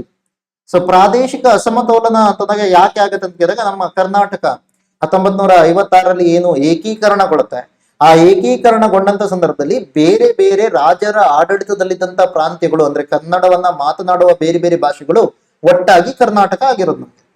ಆ ತರ ಆದಾಗ ನಮ್ಗೆ ಏನಾಗಿದೆ, ಆಡಳಿತಗಳು ಬೇರೆ ಬೇರೆ ಕಡೆಯಲ್ಲಿ ಬೇರೆ ಬೇರೆ ಇರೋದ್ರಿಂದಾಗಿ ಅಭಿವೃದ್ಧಿ ಕೂಡ ಬೇರೆ ಬೇರೆ ರೀತಿಯಲ್ಲಿದೆ. ಅದರಲ್ಲಿ ನಾವೇನಾದ್ರೂ ಅಬ್ಸರ್ವ್ ಮಾಡೋಕೋದ್ರೆ ನಂತರದಲ್ಲಿ ಏನ್ ಮಾಡ್ತೀವಿ, ನಂಜುಂಡಪ್ಪ ವರದಿ ಅಂತ ಹೇಳಿದ ಅಥವಾ ನಂಜುಂಡಪ್ಪ ಅವರ ಒಂದು ಕಮಿಟಿಯನ್ನ ಮಾಡ್ತೀವಿ. ಆ ನಂಜುಂಡಪ್ಪ ಕಮಿಟಿ ಏನ್ ಹೇಳುತ್ತೆ, ಸೊ ಇಲ್ಲಿ ನಮ್ಗೆ ಉತ್ತರದ ಭಾಗ ಏನಿದೆ, ಕರ್ನಾಟಕದ ಉತ್ತರ ಭಾಗ, ಈ ಉತ್ತರ ಭಾಗ ಅಭಿವೃದ್ಧಿಯಲ್ಲಿ ಬಹಳ ಹಿಂದುಳಿದಿರೋದನ್ನು ನೋಡ್ತೀವಿ. ಅದೇ ರೀತಿಯಲ್ಲಿ ಕರ್ನಾಟಕದ ದಕ್ಷಿಣದ ಭಾಗ ಅಭಿವೃದ್ಧಿಯಲ್ಲಿ ಸ್ವಲ್ಪ ಮುಂದಿರೋದನ್ನು ನೋಡ್ತೀವಿ. ಅದರಲ್ಲಿ ಕೂಡ ಏನ್ ಮಾಡ್ತೀವಿ, ತಾಲೂಕುಗಳನ್ನ ಒಂದು ಚಿಕ್ಕದಾದಂತ ಯೂನಿಟ್ ಅಂತ ಥಿಂಕ್ ಮಾಡ್ತೀವಿ. ಅದರಾದ್ಮೇಲೆ ಪ್ರತಿ ತಾಲೂಕುಗಳಲ್ಲಿ ಏನು ಡೆವಲಪ್ಮೆಂಟ್ ಎಷ್ಟಾಗಿದೆ ಅಂತ ನೋಡ್ತೀವಿ. ಅದ್ರಲ್ಲಿ ನಮ್ಗೆ ಏನಾಗುತ್ತೆ, ಅತಿ ಹೆಚ್ಚು ತಾಲೂಕುಗಳು ಅಭಿವೃದ್ಧಿಯಲ್ಲಿ ಹಿಂದುಳಿದಿರೋದು ಉತ್ತರ ಕರ್ನಾಟಕದ ಭಾಗದಲ್ಲಿ ಕಾಣುತ್ತೆ. ಅಭಿವೃದ್ಧಿಯಲ್ಲಿ ಮುಂದುಳಿದಿರುವಂತಹ ತಾಲೂಕುಗಳು ದಕ್ಷಿಣ ಕರ್ನಾಟಕದ ಭಾಗದಲ್ಲಿ ಕಾಣುತ್ತೆ. ಸೊ ಅವುಗಳನ್ನು ನಾವು ಹೇಳ್ತೀವಿ. ಸೊ ಇದನ್ನ ಇಲ್ಲಿ ಕೂಡ ನೀವು ನೋಡ್ತೀರಾ. ಅದರ ಆಧಾರದ ಮೇಲೆ ನಾವೇನ್ ನೋಡ್ತೀವಿ, ಹಾಗಾದ್ರೆ ಹೇಗೆ ಈ ಒಂದು ಅಭಿವೃದ್ಧಿಯಲ್ಲಿ ಹಿಂದುಳಿದಿರುವಂತ ರಾಜ್ಯದ ಭಾಗವನ್ನ ನಾವು ಅಭಿವೃದ್ಧಿಯಲ್ಲಿ ಮುಂದಕ್ಕೆ ತರೋದು ಅಂತಂದಾಗ ಅದಕ್ಕೆ ಏನ್ ಮಾಡ್ತೀವಿ, ವಿಶೇಷ ಅಭಿವೃದ್ಧಿ ಯೋಜನೆಯನ್ನ ತರ್ತೀವಿ ಅಂತ ಹೇಳ್ತಾರೆ. ಸೊ ಈ ವಿಶೇಷ ಅಭಿವೃದ್ಧಿ ಯೋಜನೆಯನ್ನ ನೀವೇನಾದ್ರು ನೋಡೋದಕ್ಕೋದ್ರೆ ಇದಕ್ಕೆ ಸಂಬಂಧಪಟ್ಟಾಗ ಏನ್ ನೋಡ್ತೀರಾ, ನಂಜುಂಡಪ್ಪ ವರದಿ ಅಥವಾ ನಂಜುಂಡಪ್ಪ ಅವರ ಕಮಿಟಿ ಯಾವಾಗ ಬಂದಿತ್ತು, 2000 ಇಸ್ವಿಯಲ್ಲಿ 2002ರಲ್ಲಿ ವರದಿಯನ್ನ ಕೊಡ್ತಾರೆ. ಸೊ ಇವರು ಕೆಲವೊಂದು ರೆಕಮೆಂಡೇಶನ್ಸ್ ಅನ್ನ ಕೊಟ್ಟಿದ್ದಾರೆ. ಪ್ರಾದೇಶಿಕ ಅಸಮತೋಲನ ನಿವಾರಣಾ ಉನ್ನತಾಧಿಕಾರ ಸಮಿತಿ ಅಂತ ಕರೀತೀರಾ. ಸೊ ಇವರು ಕೆಲವೊಂದಿಷ್ಟು ರೆಕಮೆಂಡೇಶನ್ಸ್ ಅನ್ನ ಕೊಟ್ಟಿದ್ದಾರೆ. ಫಾರ್ ಎಕ್ಸಾಂಪಲ್ ಅದರ ಅಡಿಯಲ್ಲಿ ಏನೇನ ಮಾಡಿದಾರೆ ನೋಡಿ. ಸೊ ಅವರು ಏನ್ ರೆಕಮೆಂಡೇಶನ್ ಕೊಟ್ಟಿದ್ರು ಅದರ ಅಡಿಯಲ್ಲಿ ಏನೇನ ಅನುಷ್ಠಾನ ಮಾಡಿದಿರಾ. ಕಲಬುರಗಿಯಲ್ಲಿ ಕೇಂದ್ರೀಯ ವಿಶ್ವವಿದ್ಯಾಲಯ ಸ್ಥಾಪನೆ ಮಾಡಿರೋದಾಗಿರ್ಬೋದು, ಧಾರವಾಡ ಮತ್ತು ಕಲಬುರಗಿಗಳಲ್ಲಿ ಉಚ್ಚ ನ್ಯಾಯಾಲಯ ಪೀಠಗಳನ್ನ ಸ್ಥಾಪನೆ ಮಾಡಿರೋದು, ಹೈಕೋರ್ಟ್ ಪೀಠಗಳನ್ನ. ಅದೇ ರೀತಿಯಲ್ಲಿ ವಿಜಯಪುರದಲ್ಲಿ ಮಹಿಳಾ ವಿಶ್ವವಿದ್ಯಾಲಯದ ಸ್ಥಾಪನೆ, ಕಲಬುರಗಿ ಮತ್ತು ಹುಬ್ಬಳ್ಳಿಯಲ್ಲಿ ಇನ್ಫಾರ್ಮೇಶನ್ ಟೆಕ್ನಾಲಜಿ IT ಪಾರ್ಕ್ ಗಳನ್ನ ಸ್ಥಾಪನೆ ಮಾಡಿರೋದು. ಅದೇ ರೀತಿಯಲ್ಲಿ ಕಲಬುರಗಿಯಲ್ಲಿ ಫುಡ್ ಪಾರ್ಕ್ ಸ್ಥಾಪನೆ, ಕಲಬುರಗಿಯಲ್ಲಿ ಜವಳಿ ಪಾರ್ಕ್, ವಿಮಾನ ನಿಲ್ದಾಣ, ಈ ತರದೆಲ್ಲವನ್ನ ಸ್ಥಾಪನೆ ಮಾಡಿರೋದನ್ನ ನೋಡ್ತೀವಿ. ಅವೆಲ್ಲ ನಿಮ್ಗೇನು ವಿಶೇಷ ಅಭಿವೃದ್ಧಿ ಯೋಜನೆಯ ಭಾಗಗಳೇ ಅವು. ಅದಲ್ಲದೆ ವಿಶೇಷ ಅಭಿವೃದ್ಧಿ ಯೋಜನೆಯ ಉದ್ದೇಶಗಳನ್ನ ನೀವೇನಾದ್ರೂ ನೋಡೋದಾದ್ರೆ ಅದನ್ನು ಕೂಡ ನೀವು ಇಲ್ಲಿ ನೋಡ್ಬೋದು. ಅಗೇನ್ ಇದನ್ನ ಯಾಕೆ ಕೊಟ್ಟಿದ್ದೀನಿ ಅಂತಂದಾಗ ಇದನ್ನ ನೀವು ಓದ್ಲೇಬೇಕು. ಮೇನ್ಸ್ ಅಲ್ಲಿ ಆಲ್ರೆಡಿ 2 ಸಲ ಇದ್ರ ಮೇಲೆ ಕ್ವಶನ್ ಬಂದಿದೆ. ವಿಶೇಷ ಅಭಿವೃದ್ಧಿ ಯೋಜನೆ ಮತ್ತು DM ನಂಜುಂಡಪ್ಪ ವರದಿಯ ಮೇಲೆ 2 ಸಲ ಕ್ವಶನ್ ಬಂದಿದೆ. ಸೊ ಈಗ ನೋಡಿ, ಉದ್ದೇಶಗಳು ಏನು ಅನ್ನೋದನ್ನ ಹೇಳ್ತಾ ಇದ್ದಾರೆ. ಒಟ್ಟಾರೆ ರಾಜ್ಯದಲ್ಲಿನ ಸಮತೋಲಿತ ಅಭಿವೃದ್ಧಿಯನ್ನ ಸಾಧಿಸುವ ದಿಶೆಯಲ್ಲಿ ಅಭಿವೃದ್ಧಿ ಹೊಂದಿದ ತಾಲೂಕುಗಳ ಮಟ್ಟಕ್ಕೆ ಹಿಂದುಳಿದಂತ 114 ತಾಲೂಕುಗಳನ್ನ ತರುವಂತ ನಿಟ್ಟಿನಲ್ಲಿ ಈ ಅಭಿವೃದ್ಧಿ ಕಾರ್ಯಕ್ರಮಗಳಿಗೆ ಹೆಚ್ಚಿನ ಒತ್ತನ್ನು ನೀಡ್ತೀವಿ ಅಂತ ಹೇಳ್ತಾರೆ. ವಿವಿಧ ವಲಯ ಮತ್ತು ಪ್ರದೇಶಗಳಲ್ಲಿ ಹೆಚ್ಚಿನ ಹೂಡಿಕೆ ಮಾಡುವ ಮುಖಾಂತರ ಹಿಂದುಳಿದ ತಾಲೂಕುಗಳನ್ನ ಅಭಿವೃದ್ಧಿ ಪಡಿಸೋದಾಗಿರ್ಬೋದು. ಹಿಂದುಳಿದ ತಾಲೂಕುಗಳಲ್ಲಿ ಗುರುತಿಸಲಾದಂತಹ ವಲಯಗಳಲ್ಲಿ ಬಾಕಿ ಇರುವ ಮೂಲಭೂತ ಸೌಲಭ್ಯಗಳನ್ನ ಒದಗಿಸುವುದಾಗಿರ್ಬೋದು, ಅಥವಾ ಹಿಂದುಳಿದ ತಾಲೂಕುಗಳಲ್ಲಿ ಅಗತ್ಯ ವಲಯಗಳಲ್ಲಿ ಅವಶ್ಯವಾದಂತಹ ಸಂಘ ಸಂಸ್ಥೆಗಳ ಸ್ಥಾಪನೆ ಮೂಲಕ ಅಸಮತೋಲನವನ್ನು ನಿವಾರಿಸೋದಾಗಿರ್ಬೋದು, ಅಥವಾ ಹಿಂದುಳಿದ ತಾಲೂಕುಗಳಲ್ಲಿ ಸ್ಥಳೀಯ ಅಗತ್ಯತೆಗಳಿಗೆ ಅನುಗುಣವಾಗಿ ಕಾರ್ಯಕ್ರಮವನ್ನ ರೂಪಿಸುವ ಮೂಲಕ ಅಲ್ಲಿ ಒಂದಿಷ್ಟು ಅಭಿವೃದ್ಧಿಯನ್ನ ಮಾಡುವಂತ ಪ್ರಯತ್ನವನ್ನ ಮಾಡ್ತೀವಿ ಅಂತ. ಇದೆಲ್ಲ ವಿಶೇಷ ಅಭಿವೃದ್ಧಿ ಯೋಜನೆಯ ಉದ್ದೇಶಗಳು. ಅಗೇನ್ ಈ ಒಂದು ಟೇಬಲ್ ನಲ್ಲಿ ಏನ್ ಮಾಡಿದ್ರೆ, ವಿಶೇಷ ಅಭಿವೃದ್ಧಿ ಯೋಜನೆಯ ಅಡಿಯಲ್ಲಿ ಸೊ ಇಲಾಖಾವಾರು ಎಷ್ಟು ಅನುದಾನಗಳನ್ನ ಕೊಟ್ಟಿದೀವಿ ಅಂತ ಕೂಡ ಕೊಟ್ಟಿದ್ದಾರೆ. ಅದಲ್ಲದೆ ಏನೇನ 22-23ರ ಸಂದರ್ಭದಲ್ಲಿ ಮಾಡಿದೀವಿ ಅಂತ ಕೇಳಿದಾಗ ಇವ್ರು ಏನ್ ಮಾಡ್ತಾರೆ, ಸೊ ಎಲ್ಲ ಬೇರೆ ಬೇರೆ ವಲಯಗಳಲ್ಲಿ ಯಾವ ರೀತಿಯಲ್ಲಿ ನಾವು ಬೇರೆ ಬೇರೆ ಇನಿಷಿಯೇಟಿವ್ ಗಳನ್ನ ತಂದಿವಿ ಅಂತ ಹೇಳ್ತಾರೆ. ಫಾರ್ ಎಕ್ಸಾಂಪಲ್ ನೀವು ನೋಡ್ಬೋದು, ಕೃಷಿ ಮತ್ತು ಸಂಬಂಧಿತ ವಲಯದಲ್ಲಿ ಏನ್ ಮಾಡ್ತೀವಿ ಅಂತ ಹೇಳ್ತಾರೆ, ರೈತರ ಮಕ್ಕಳಿಗೆ ವಿದ್ಯಾರ್ಥಿ ವೇತನ ನೀಡಿರೋದು, ಅಮೃತ ರೈತ ಉತ್ಪಾದಕರ ಸಂಸ್ಥೆಗಳನ್ನ ಮಾಡಿರೋದು, ಈ ತರದೆಲ್ಲ ಹೇಳ್ತಾರೆ. ಸೇಮ್ ಮೂಲಭೂತ ಸೌಕರ್ಯಗಳಲ್ಲಿ ಗ್ರಾಮೀಣಾಭಿವೃದ್ಧಿ ಮತ್ತು ಪಂಚಾಯತ್ ರಾಜ್ ಇಲಾಖೆಯ ಅಡಿಯಲ್ಲಿ ನಾವೇನ್ ಮಾಡಿದ್ವಿ, ಮೂಲಭೂತ ಸೌಕರ್ಯಗಳನ್ನ ನಿರ್ಮಾಣ ಮಾಡಿರೋದು. ಆರೋಗ್ಯ ಮತ್ತು ಕುಟುಂಬ ಕಲ್ಯಾಣ ಇಲಾಖೆ ಅಡಿಯಲ್ಲಿ ಕೂಡ ಬಹಳಷ್ಟು ಬೇರೆ ಬೇರೆ ಇನಿಷಿಯೇಟಿವ್ ಗಳನ್ನ ಮಾಡಿದೀವಿ. ಶಿಕ್ಷಣಕ್ಕೆ ಸಂಬಂಧಪಟ್ಟ ಹಾಗೆ, ವಸತಿಗೆ ಸಂಬಂಧಪಟ್ಟ ಹಾಗೆ, ಯೋಜನಾ ಇಲಾಖೆ ಕಲ್ಯಾಣ ಕರ್ನಾಟಕ ಪ್ರದೇಶಾಭಿವೃದ್ಧಿ ಮಂಡಳಿಗೆ ಸಂಬಂಧಪಟ್ಟ ಹಾಗೆ ಆಗಿರ್ಬೋದು. ಅದಕ್ಕೆಲ್ಲ ಎಷ್ಟು ನಾವು ಒಂದಿಷ್ಟು ಫಂಡ್ ನಿಧಿಗಳನ್ನ ನೀಡಿದೀವಿ ಅನ್ನೋದನ್ನ ಹೇಳಿದ್ದಾರೆ. ಸೊ ಇವನ್ ಜನಸಂಖ್ಯಾ ವೈಶಿಷ್ಟ್ಯಗಳನ್ನ ಯೂಸ್ ಮಾಡೋದು ಹೇಗೆ, ಸಮಾಜ ಕಲ್ಯಾಣ ಇಲಾಖೆ ಯಾವ ರೀತಿಯಲ್ಲಿ ಹೆಲ್ಪ್ ಮಾಡ್ತಿದೆ, ಹಿಂದುಳಿದ ವರ್ಗಗಳ ಕಲ್ಯಾಣ ಇಲಾಖೆ, ಅಲ್ಪಸಂಖ್ಯಾತರ ಕಲ್ಯಾಣ ಇಲಾಖೆ, ಮಹಿಳಾ ಮತ್ತು ಮಕ್ಕಳ ಅಭಿವೃದ್ಧಿ ಇಲಾಖೆ, ಕೌಶಲ್ಯ ಅಭಿವೃದ್ಧಿ ಇಲಾಖೆ, ಇವೆಲ್ಲ ಹೇಗೆ ಹೆಲ್ಪ್ ಮಾಡ್ತಾ ಇದೆ ಅನ್ನೋದನ್ನ ಹೇಳ್ತಾರೆ. ಇನ್ನು ಕೆಲವೊಂದು ಸ್ಪೆಸಿಫಿಕ್ ಆದಂತಹ ಪ್ರದೇಶಗಳ ಅಭಿವೃದ್ಧಿಗಾಗಿ ಕೂಡ ನಾವು ಮಂಡಳಿಗಳನ್ನ ಮಾಡಿದ್ವಿ. ಅದರಲ್ಲಿ ನಮ್ಗೆ ಏನ ಕಾಣುತ್ತೆ, 3 ಬಹಳ ಇಂಪಾರ್ಟೆಂಟ್. ಒಂದು ಮಲೆನಾಡು ಪ್ರದೇಶ ಅಭಿವೃದ್ಧಿ ಮಂಡಳಿ ಅಂತ ಹೇಳ್ಕೊಂಡು ಶಿವಮೊಗ್ಗದಲ್ಲಿ ಸ್ಥಾಪನೆ ಮಾಡಲಾಗಿದೆ. ಬಯಲು ಸೀಮೆ ಪ್ರದೇಶಾಭಿವೃದ್ಧಿ ಮಂಡಳಿ ಅಂತೇಳಿ ಚಿತ್ರದುರ್ಗದಲ್ಲಿ ಮಾಡಿದೀವಿ. ಕರಾವಳಿ ಅಭಿವೃದ್ಧಿ ಪ್ರಾಧಿಕಾರ ಅಂತ ಹೇಳ್ಕೊಂಡು ಮಂಗಳೂರಿನಲ್ಲಿ ಮಾಡಿದ್ವಿ. ಇದಲ್ಲದೆ ಸ್ಥಳೀಯ ಪ್ರದೇಶದ ಅಭಿವೃದ್ಧಿಗಾಗಿ ಬೇರೆ ಯೋಜನೆಗಳು ಕೂಡ ಇದೆ. ಫಾರ್ ಎಕ್ಸಾಂಪಲ್ ಕರ್ನಾಟಕ ಶಾಸಕರ ಸ್ಥಳೀಯ ಪ್ರದೇಶಾಭಿವೃದ್ಧಿ ಯೋಜನೆ ಅಂತ ಕರಿತೀವಿ. ಅಂದ್ರೆ Karnataka legislative assembly, so local area development scheme ಅಂತ ಕರಿತೀರ, KLA ಲ್ಯಾಡ್ಸ್ ಅಂತ ಕರಿತೀವಿ. ಅಂದ್ರೆ ಪ್ರತಿಯೊಬ್ಬ MLA ಗಳಿಗೂ ಏನ್ ಮಾಡ್ತೀವಿ, 200 ಲಕ್ಷ ಅಂತ ಹೇಳ್ತಾರೆ. 200 ಲಕ್ಷ ಅಂದ್ರೆ 2 ಕೋಟಿ ರೂಪಾಯಿಗಳನ್ನ ಸ್ಥಳೀಯ ಪ್ರದೇಶದ ಅಭಿವೃದ್ಧಿಗಾಗಿ ನೀಡಲಾಗ್ತದೆ. ಅವರು ತಾವು ಯಾವ ಪ್ರದೇಶದಿಂದ ಆರಿಸಿ ಬಂದಿದಾರೋ ಅಲ್ಲಿ ಅದನ್ನ ಏನ್ ಮಾಡ್ಬೇಕು, ಅಭಿವೃದ್ಧಿಗಾಗಿ ಬಳಸಬೇಕು ಅಂತ ಅದನ್ನ ನೋಡ್ತೀವಿ.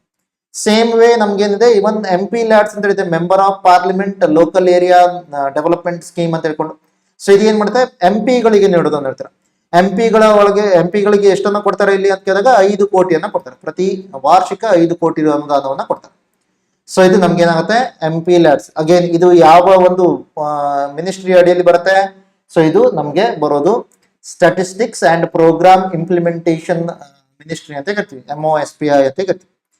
ಸೊ ಅದರ ಅಡಿಯಲ್ಲಿ ನಮ್ಗೆ MP ಲ್ಯಾಡ್ ಸ್ಕೀಮ್ ಕೂಡ ಬರೋದನ್ನು ನೋಡ್ತೀವಿ. ಇನ್ನು 371J ಅನುಚ್ಛೇದ 371J ಅಡಿಯಲ್ಲಿ ನಾವೇನ್ ಮಾಡ್ತೀವಿ, ಕಲ್ಯಾಣ ಕರ್ನಾಟಕ ಪ್ರದೇಶಕ್ಕೆ ವಿಶೇಷವಾದಂತಹ ಸ್ಥಾನಮಾನವನ್ನು ಕೊಟ್ಟಿದ್ದೀವಿ. ಅಗೇನ್ ಇದರಲ್ಲಿ ನಮ್ಗೆ ವಿಶೇಷ ಅಂತಂದಾಗ ಏನು ಅಂತ ಕೇಳಿದಾಗ ರಿಸರ್ವೇಶನ್ ಕೊಟ್ಟಿರೋದನ್ನ ನೋಡಿ. ರಿಸರ್ವೇಶನ್ ಇಲ್ಲಿರುವಂತಹ ಉದ್ಯೋಗಗಳಿಗೆ ಮತ್ತೆ ಎಜುಕೇಶನ್ಗೆ ರಿಸರ್ವೇಶನ್ ಇದೆ.